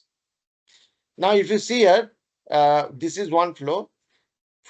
So now you go into the planning. So what DHL does, within DHL, they create the freight unit. They do the planning, right? Why they have to do the planning? Because DHL has to ensure that the customer requirement to transport to Germany has to be done by 30th of June, for example, right? So they have to do their own planning. They will check if they have their own fleet. They will check who will transport. They will check what is the best economical method to transport to Germany, whether they will go via Dubai, whether they will go via Qatar, whether they will go by some XYZ. So they will find out different proposals, right? So that's what is the part of the planning. Now, there is a catch here. What is the catch?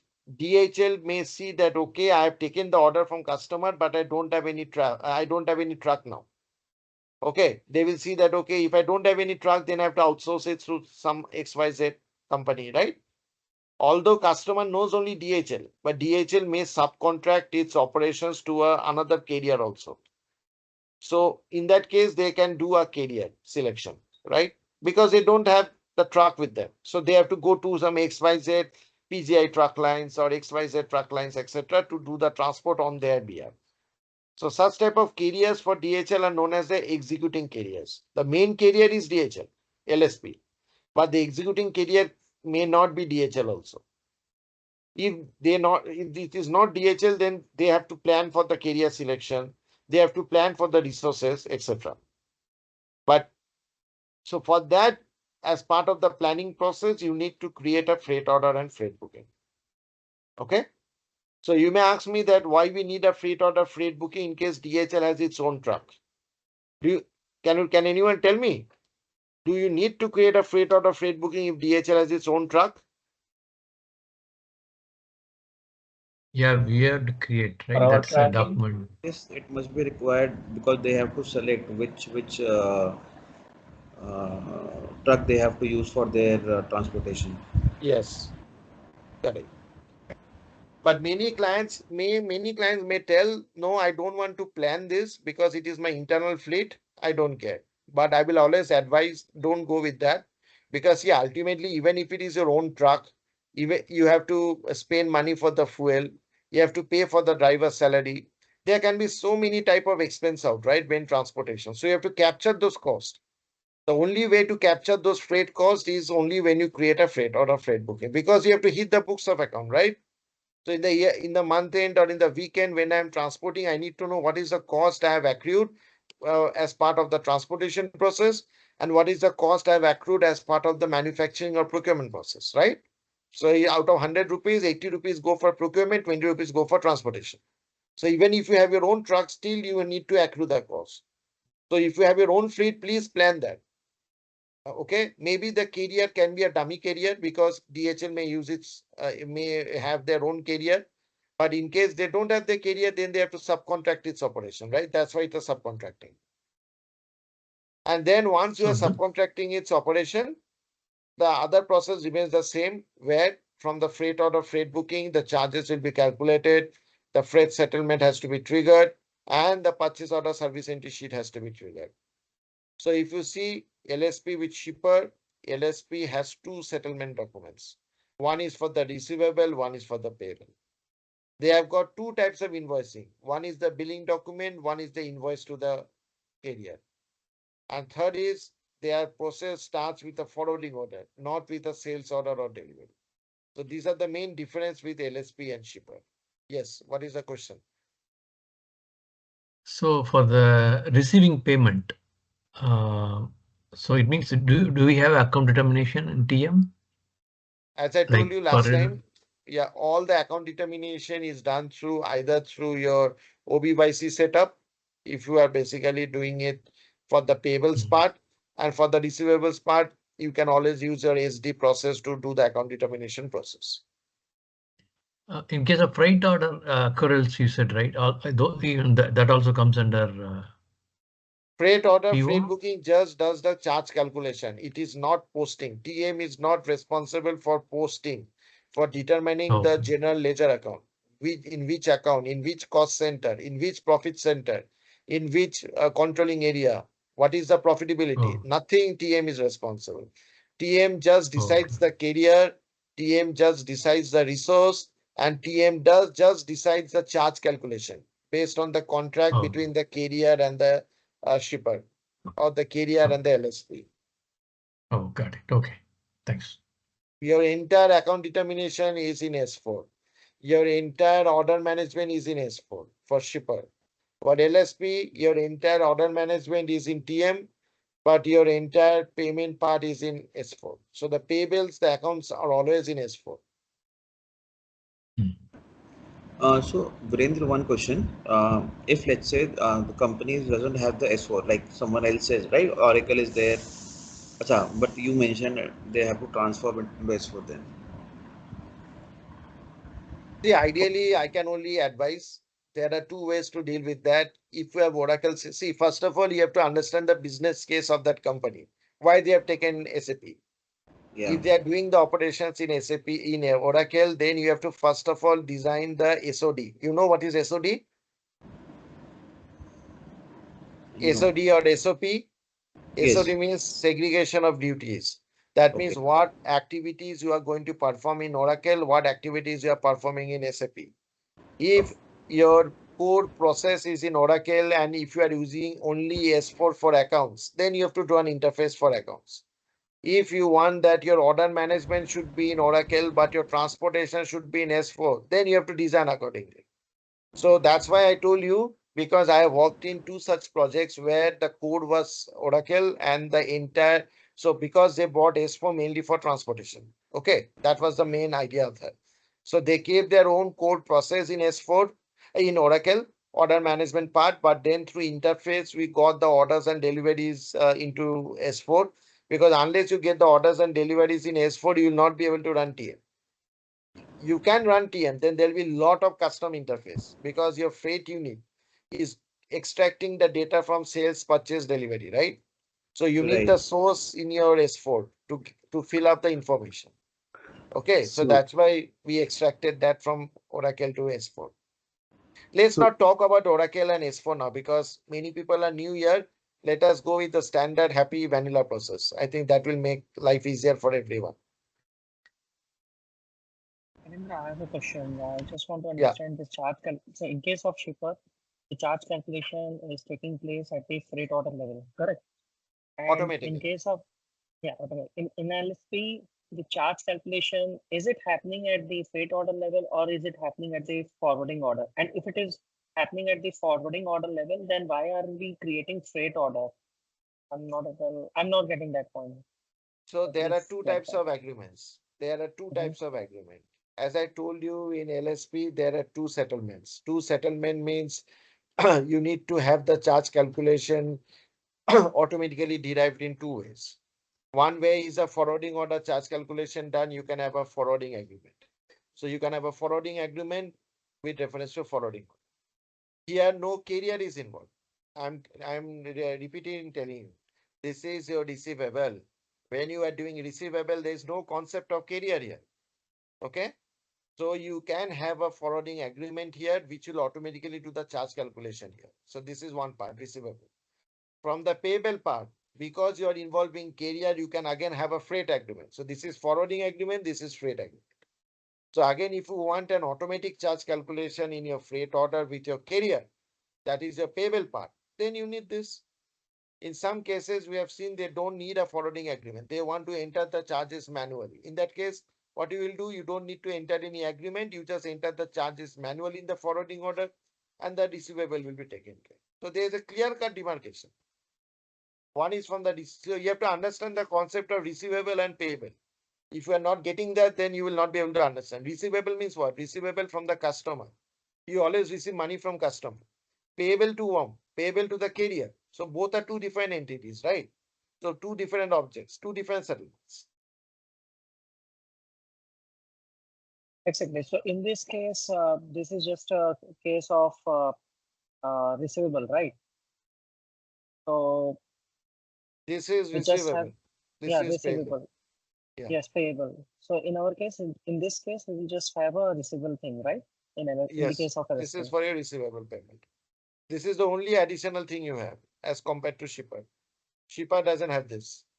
Shipper only have this. Okay, so we are Okay. just creating this freight order just to capture your, cost and all, right? Just for the reporting purpose Yes. in this case. Not only for reporting purpose, it's not only reporting, because unless you have the cost calculated here, how will you pay the carrier? Okay, the cost captured here, the cost flows here, the cost flows here also. Everywhere the cost has to flow. Or else how will you do your MIDO? How will you do your invoice verification? How will the finance guy pay to the carrier if they don't have the overall view of the cost? So these are the documents where cost is captured. Okay. But the source of the cost comes from freight order, freight booking for shipper, for the payable process, and for the receivable process. You have this. Okay. Clear? And in the shipper, you stopped with order-based transportation requirement, right? So from the order, there is a path. From the delivery, there is a path, right? Through the delivery path, you have the freight unit billing, right? How Okay. about the order one? So there are two paths. Now I come to the shipper. So there are two paths how you can run your flow. One is the which we call as a order based, and another we call as a delivery based. Let me go to delivery based. From the word itself, you know, suppose you are creating a sales order. From the sales order, you are creating an outbound delivery. From the outbound delivery, a freight unit is created. And then you plan the freight unit to create a freight order, freight booking. This is the standard flow. Now, what is the benefit of this flow? Benefit is that because you are triggering the planning in TM based on delivery. Delivery means the actual goods movement is bound to happen, right? So that means you know that the goods are going to move. That's why you are planning the transport here. So that means you are planning the transport only when you are validating that actual delivery will happen or has happened, right? But if you go into order base, what happens? Here you create a sales order. From the sales order, your freight unit is created. See here. Here from the delivery. Delivery piece means delivery is a predecessor document. Order base means your order is your predecessor document for freight unit. Now there are two variants here. First step is for order base, sales order, freight unit. You plan the freight unit to a freight order. Then from freight order, you create a delivery. So that means what is this process about? This process indicates that your delivery creation in S4 is basically the driving force is your TM document. Your TM document means once the truck, freight order means one truck, right? Once the truck is actually coming to your warehouse for picking and packing and all those products for transportation, then only you are creating a delivery. So your delivery creation is influenced by TM. So this is one variant of your order based. But the fact remains is your freight unit is created from order. Another flow here can be you create your sales order, you create your freight unit, and then you can use your delivery from your sales order. So from VA01, you can create your delivery, but you have your freight unit here. That is, and then you plan your freight unit to create your freight order. So these are the two variants you have. Now, what is the benefit here? Benefit here is if you are creating an order, your freight unit from an order, you are able to give an early forecast to your planner that 2 months down the line, I am going to transport my goods because my delivery takes 2 months. So you are giving a very early forecast to the planner so that the planner can prepare accordingly. Suppose today you have to send your goods to Montevideo, which is in Uruguay, which is a very remote area. In the remote area, you hardly have any truck going on a monthly basis. Sometimes it's in a 2 months in 1 year or 3 months in 1 year. But because it's a high value goods, so you can give a very, very early forecast to the planner and he can plan accordingly. So in that case, you can go for the order based. But the disadvantage of this is, suppose you have done the planning, but after 2 months, the customer in Uruguay decides to cancel. So these freight units will remain unnecessarily in your planning tool, waiting to be planned. But now you you deleted somehow. Okay. So if you have deleted somehow, then I have to again unnecessary so many freight units will be remain in the planning tool for such a long time. Okay, it may impact the performance. So both order and delivery based are applicable. Recommendation is, again, please don't take it as a Bible. Recommendation is better to go for delivery based because you're absolutely sure that the delivery has happened, that means your goods is bound to have a movement. So these are the two variants. Both benefits are there, both pros and cons are there. But you need to explain to business what they want. Since you are coming from ECC background, so we know that sale order has a ATP run, then the confirmation will happen. For that confirmation date, we can create a delivery, correct? So that is a normal flow. So in this case, the first order based, we'll have a S4 created and delivery can be created later, is it? So first we'll create freight unit and freight order. So, Correct. okay. You have to read the word. You have to read the word order. Order means AFU is created from order. Delivery, AFU is created from delivery. Okay. So the time this freight unit and freight order based, it won't look for the confirmation tab data. No, It will just check the sale orders created. No. Confirmation, see, schedule line data you have to always look in. Now I give you an example why you need to look in. Because see, for example, if you go to sales order, you put product X, which has a schedule line of today is 20.06. You have product Y, which has a schedule line of 27.06. So it will create two freight units. So your schedule line is important, right? Oh, okay. Because if your schedule line is blocked, later on your delivery will also be blocked, right? Your CLC will fail. Your credit limit check may fail. Your confirmed quantity will not be there. How will you create a delivery? Okay. Okay, got it. So here one thing I just wanted to tell you, when you are creating a delivery, the freight unit number will be available both in sales order as well as delivery. Same freight unit. Because ultimately it's a success and a predecessor, right?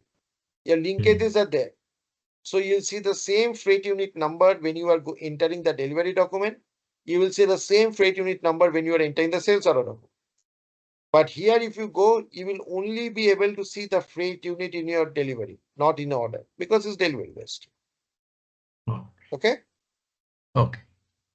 Now you can control through configuration whether you want to see the freight unit at your delivery. Sometimes the client says, no, I don't want to see my freight unit at a delivery because it is too much of a monitoring part. I only want it at order. That is possible. You may, through the configuration, you can control whether the freight unit number is really required at your delivery or only at order will help your purpose. Okay. Okay. So this is the difference between order based and delivery based. So what we have seen today, we have seen the difference between shipper and LSP. We have understood some of the terminology, like what is a shipper, what is a consignee. We have also understood what is an agreement. We have also understood what is the location, right? So there are basically different types of location. One is your source location. Source location can be a shipping point. Source location can be a vendor location, right? Then we have a destination location. So destination location can be a ship to party. That means your consignee location. It can be also be a receiving plant. Please note one rule. What is the rule? Rule for stage. That means whenever you are creating a sales order, stages are built up. Stages means, so for example, if you go here, stage means the connectivity between source and destination is a stage, right? So in standard, what happens when sales order is created, the freight unit gets created with one stage. In that stage, the source location is always your shipping point.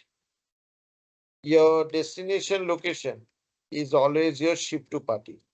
Ship to party means concern your customer location.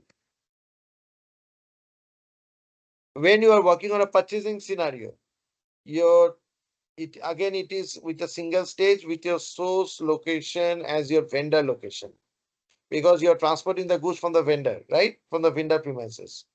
And your destination location is your receiving plant.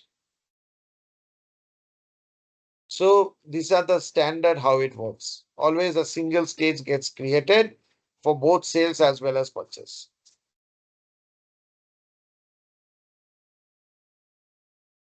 Those who are not from SAP, please ask me if you are not able to understand.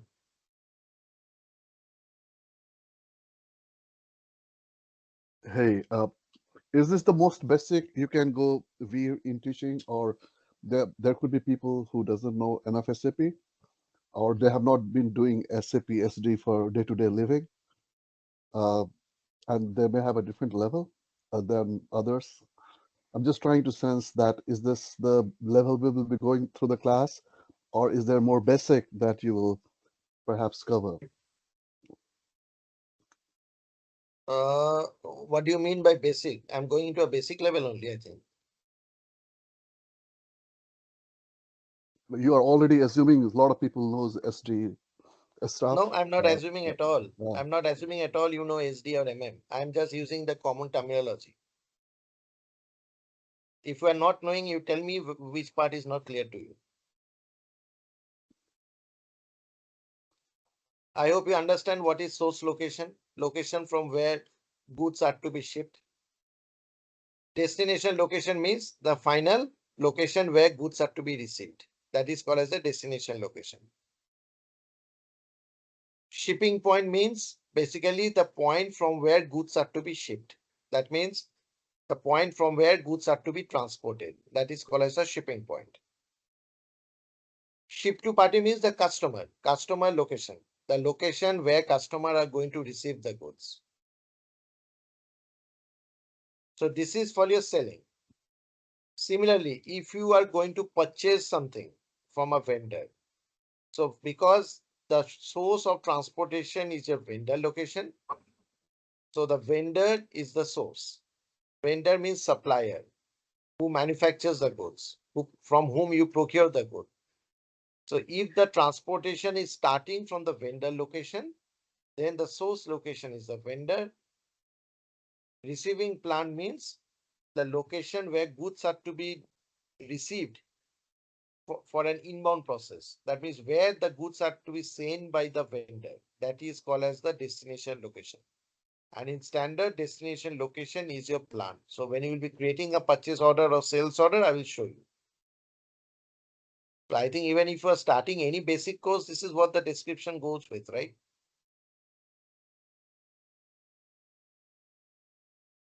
Any question from anyone who are not into SAP? That's why I'm asking you. If anything is not clear, please ask me.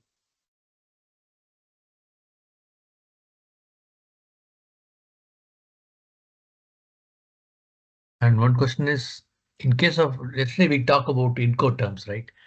In case of LSP, do you have Incoterm? Yeah, Incoterm, I will go in a little bit different way. Yes, basically Incoterms are applicable for any transportation process. Okay, so Incoterm is another terminology which is important. Okay, this is not only applies for transportation, this even applies for selling and purchasing also, right? So Incoterm stands for International Commercial Term.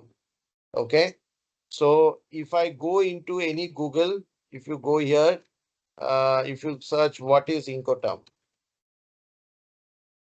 So that's why I will give you some task, what you have to do. So if you see here, it clearly says international commercial terms. So this is the term. It is a definition of shipping published by ICC to ensure in international trade agreement. So what does this mean? That basically those who are involved in doing the transportation, they need to know till what point my responsibility is there. Okay. So there are a lot of, Incoterms which SAP has provided. Okay. You can do a lot of Google out here. You can get this, but the ultimate objective is this is my favorite image, which I always use it. So that means within this particular image, if you see, I don't know whether it's visible. No.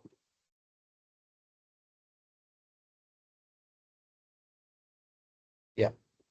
So if you see, these are the standard Incoterms, okay, which SAP has provided. So whenever you are transporting the goods from the sender to the receiver, you may transport it via flight, you may transport it via ship, you may transport it again by flight based on different mode, right?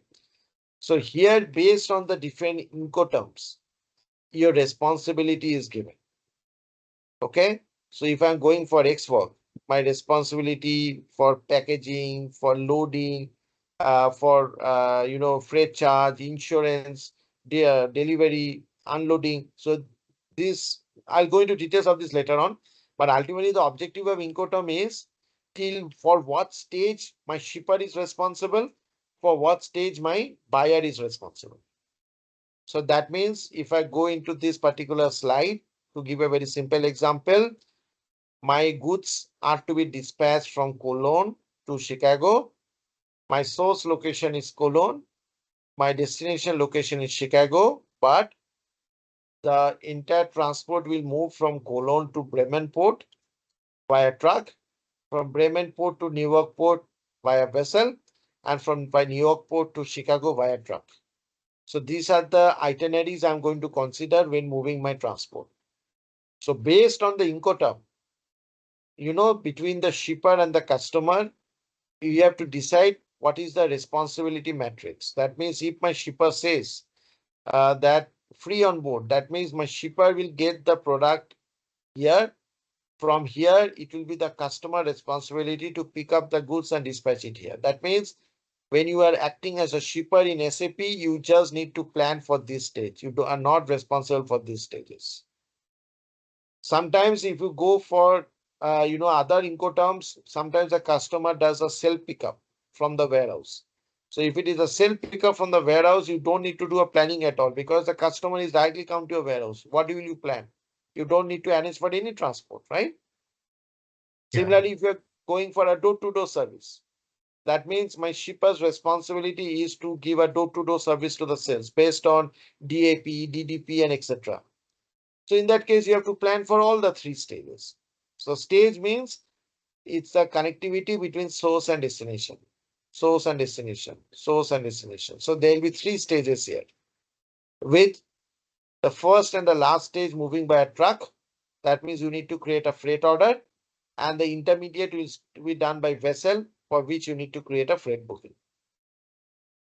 So that means overall there will be three freight documents created: freight order, freight booking, freight order. So in case of TM, then there won't be any route determination. Yes, Sale but order, please not the same route determination what we do in sales distribution. Okay. In TM, we have a complete different concept of routes and all. So we'll discuss in details once we come to the theoretical part. Okay. So I think this part, so the process flows are clear to everyone. Okay. I hope there is no question. Virendra, see, I know you are going to explain this in future. Just I am going to park this question, but I'm getting it to your attention. Like you mentioned that you have a shipper and LSP, right? So assume that shipper, like take example of Philips, okay? So it's a shipper, but it is using the some LSP like DHL. So what is the common document I can refer from the both systems? Because in S4 you are talking about sales order or freight unit, but in the LSP you are on the forwarding order. These are both are two different systems. If I'm creating a high level reporting on that, what the common document I can pick? So you are implementing shipper and LSP in the same system. That's what you are saying. Yeah, if it is same system or different systems, but if I'm creating a report, like, if I'm submitting, because I paid to the DHL as a shipper, I need to show in my reports also. At the same time, I need to show yeah, my shipper things also, right? So how can I showcase the payments done to the DHL? And you showed that in DHL, I mean, sorry, in LSP, you showed that they have the receivables and payables. In same way, I'm paying to the LSP provider, right? So how can I showcase those reportings in my system? Like, what is the common document? There is Like no common document. There cannot be a common document because your payables part, your receivables part are two different documents. How can you link them? No, Your no, no, no. linkage here, just let me explain. Let me explain you. Okay. Yeah, we have no problem. So you have to understand one thing here, that one is the receivable, one is the payables, and you want to interconnect. First of all, in the concept of interconnectivity never arises here. Why?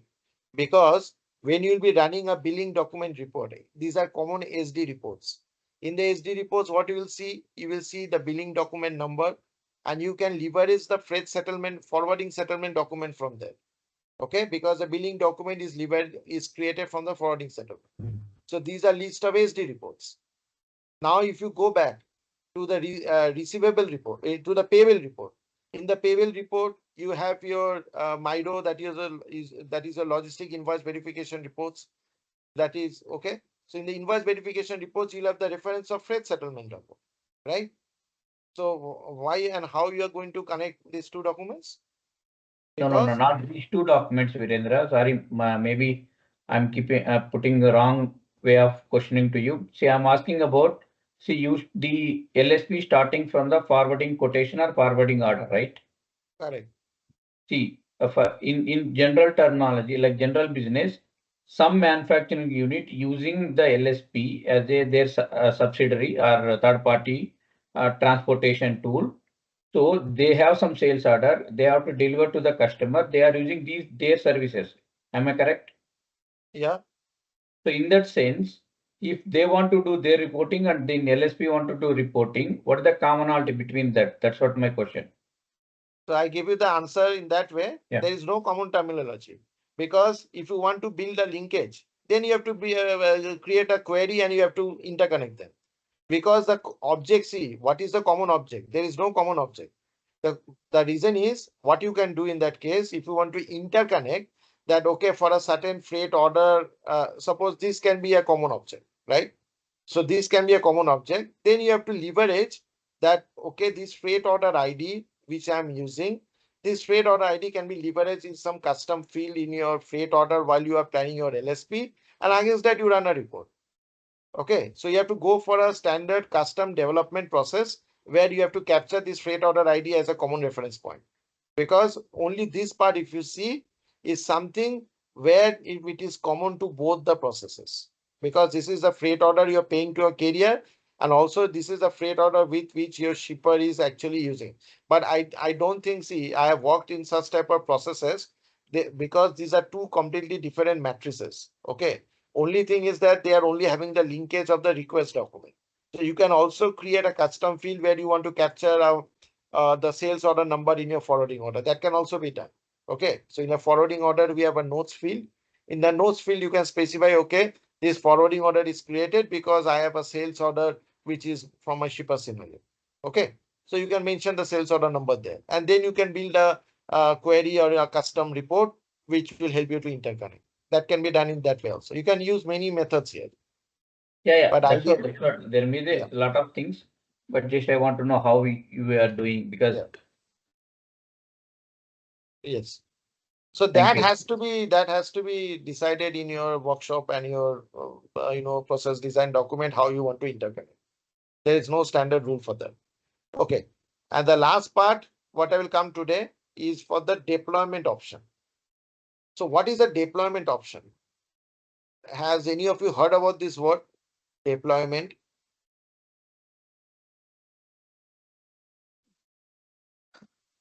For example, for EWM, we have like decentralized or embedded. I think on this is also on this. See what happens here when I log into SAP server. Today I'm just discussing the deployment part. I'll go into details in the next day. So if you see, when I log into this SAP, this is my SAP server, you all will have access to it. So if you see here, when I click on the logistics, I can view my SD sales and distribution module. I can view my warehouse module. I can view my material management module, as well as I can view my transportation module. So that means within the same system, this is the logical system, within the same client, using one single user ID and password, I can access all my application, including TM. That is called as an embedded. That means you are actually using the S4HANA as well as your transportation management with the same querying on the same database. It's a one system approach. You are using a single system, single client, single user ID credentials to access both your S4 as well as your TM to run your scenarios. That is called as embedded. So that means there is only one server available. But the moment you go for a sidecar means decentralized. You will have two different servers. So in one server, you'll be able to access your core logistics process like SD, PP, WM, etc. or EWM, while the other server, you will have a separate server to instantiate where you will run your TM system. So that's why you see there is a gap. So that means both the servers are different. That is the main difference between embedded and a sidecar. So a sidecar system is also known as a decentralized system. So in case of decentralized, you have two different servers to maintain, manage. Infrastructure cost is always on the higher side. But if you're going for a single system approach, your transfer of data, your infrastructure cost all reduces to minimum. So we'll start discussing the different deployment options from the next day. Because I don't want to burden you too much. But any questions so far what we have covered today? It's called sidecar or side? Sidecar. It's a SIDECAR, sidecar. Sidecar system or decentralized system. Decentralized means it's not centralized. And this is called embedded or centralized system. So in embedded, is it QRFC? We'll go into the technology later on, because since many of them are not in SAP, you have to explain what is QRFC, TRFC, all those. Okay, but as of now, let's just focus that there are two versions. One is the embedded version, one is the sidecar or decentralized version. Okay. So Virendra, as a TM consultant, will you create a plant or will you use a plant? TM plant will be created by some other folks in the logistics side. Yes. Now, this is a very important question. Again, you are from IT company or you are from a non-IT company? I know SAP, man. Please continue. Yeah. Okay. See, why I'm asking you this question, I tell you. Now, like in today's processes, it's more of a lot of cost reduction goes on, right? So one person doing ample jobs at the same time. So whenever you are going for any SAP TM implementation, the segregation of duty is the most important part, SOD. Okay, I will repetitively use this because many clients follow this, many clients don't follow this. So now coming back to your question, whenever, see, you are from the order team, order management team, your responsibility is not to do any planning on the transportation side. You are completely handling the logistics process. And logistics also has two parts, the inbound and the outbound, right? So if you are asking me from a consulting perspective, your responsibility as a logistics consultant is only to manage sales, purchase, deliveries. You should not do anything on the TM side. Vice versa. If you are a TM consultant, your process actually should start on this, not on the creation of sales and purchase order. But as I was telling you, in today's world, it's more of we wear multiple hats.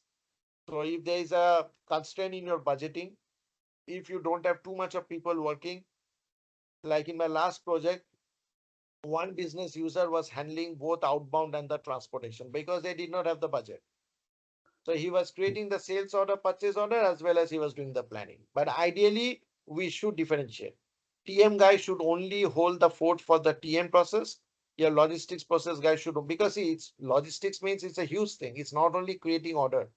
You have to create master data, you have to create transaction data, and then you have to do the subsequent operation from the selling also, right? So ideally, the SOD should be there. It should be a different matrix for logistics and transportation. Can I ask you for a favor? Slide 7, you have the right color code. Thanks for making that change. But other slides, you're still continuing the old one. So just change that because I completely lose my understanding because of that. That's one thing. Other thing, so many kind of plants are there. A manufacturing plant, a planning plant, this plant, that plant. Warehouse can be also a plant. So uh, when you say the word plant, it means any and every plant possible, or is there some further fine line that you want to draw when we're talking about the plant? Where from the things will be picked by the by the TM. Anyone wants to explain what is a plant?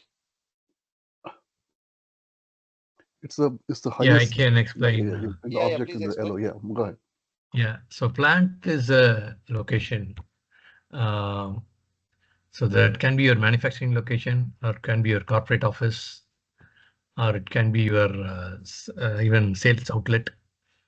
So any business operation, uh, either you might have just a storage location, so you just keep a project, sorry, keep a product, small amount of product, or it can be your warehouse. It's a huge warehouse.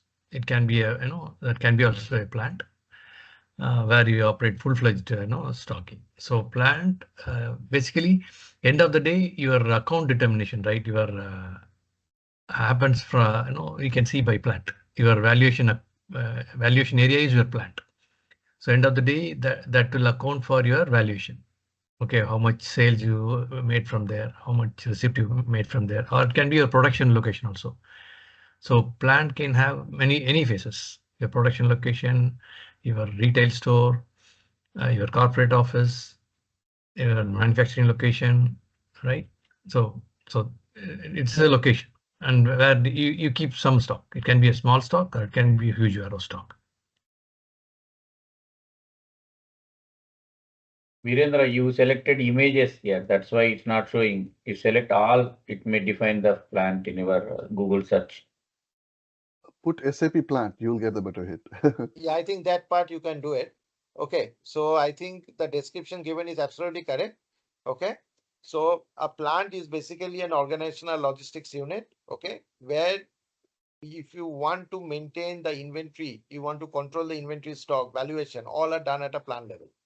So any type of purchasing, any type of selling, any type of procuring, whatever you want to do, always initiates from a plant, because that is where the basically the requirement and the maintenance of the stocks are done. Okay. So if you want what is a plant, what is a company code definition, we can also do that in the next class. Okay.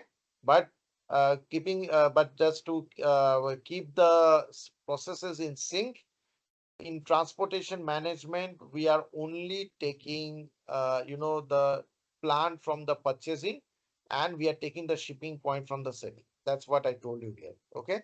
So I will go into this demarcation again. What is a shipping point? What is a company code? What is a plant in details in the next class? Okay. Hi, Virender. Yeah. Yeah, so I'm from EWM background. Right, so I just wanted to know here that how do you connect this the sales order or outbound delivery? Means would you be showing the flow for outbound delivery Yes. to EWM as well? Yes. So you have to park your question till I come into this Yeah, yeah, sure, architecture sure. slide. Okay, I Sure, will sure. not go further because there are many person who are new to SAP.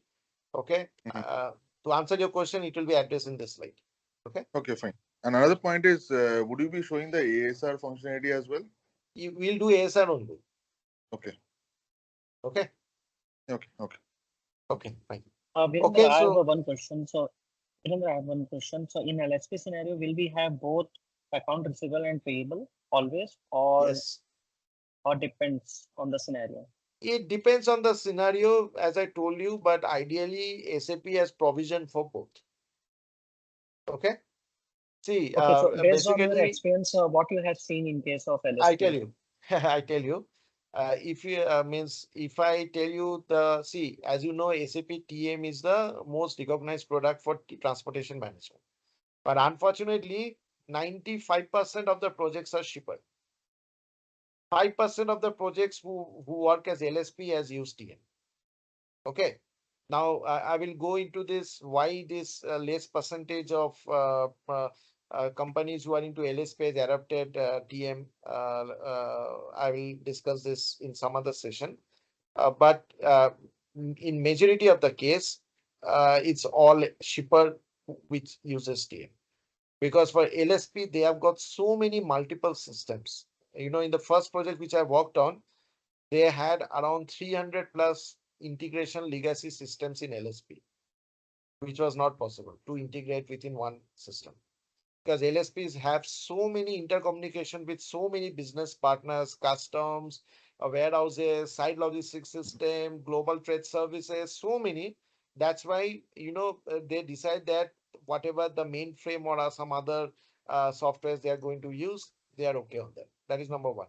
Number two, the operational timeline is very, very stringent for LSP. Okay, like for example, you cannot make the flight wait, right?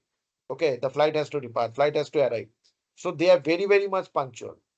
Like again, in one of the projects which I worked on, initially we went for SAP, but later on they decided to move into some other custom products because they wanted 1 minute 20 seconds to complete the entire TM process. It's so fast, and TM could not do it to run the end-to-end in 1 minute 20 seconds. They use the stopwatch, Such was the stringent process of LSP. So that's why, then the word of mouth little bit circulated there. And then, now most of the clients, what they do, they don't entirely capture the transportation in LSP in SAP TM. They do in parts, they do in silos. Because as I told you, because of the intercommunication and interconnection of so many complex systems, so most of the success stories in SAP TM lies with the shipper. In LSPs, big LSPs are now using TM because TM is now a more of an advanced product. But the earlier days was always a challenge to use TM in LSP. Okay. So we'll have more details, more discussion on this. But as of now, sorry, this is what, is the press. So today we cover the process flow. Now, what I request from you, how many of you are from SD background?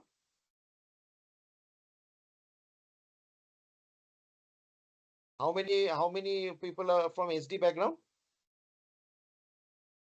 Yeah, I'm mainly MM. I did some part of SD. Okay. Anyone else? Yes, I'm also Okay. aware about this. So in Yeah, standard, yeah, what I request you, once you get the system, obviously we'll do in details in the system. So the standard, the best practice company code is 1710, right? So from the perspective, I request you, if you can use any material, or you can create your own material master also. If you can just create one purchase order, and from the SD perspective, just create one sales order with delivery. Okay. Can you just do this? Just use the standard. Yeah, sure. So 1710 company code and plant sales or distribution channel all will be the same name. Everything. I think everything should be there. If it is not there, please configure. It is 1710 only. I hope it should be there. This is the best practice client. But the objective is just to create one purchase order, one sales order. Purchase order with inbound delivery and sales order with outbound delivery. Can I expect this to be done by today's what? Today's Thursday, right? So I think the next class is on Saturday. Can I expect this to be done? Yeah, sure. Okay. So for those who are not in SAP, we'll go step by step. But I just want that because it's a completely new server, just wanted to do some basic testing that if you are able to create this 1710 purchase order, sales order, that's it. Okay. Okay. Okay, then. Thanks a lot. We'll connect back again on Saturday. Okay. Yeah. Thank you. Thanks. Okay.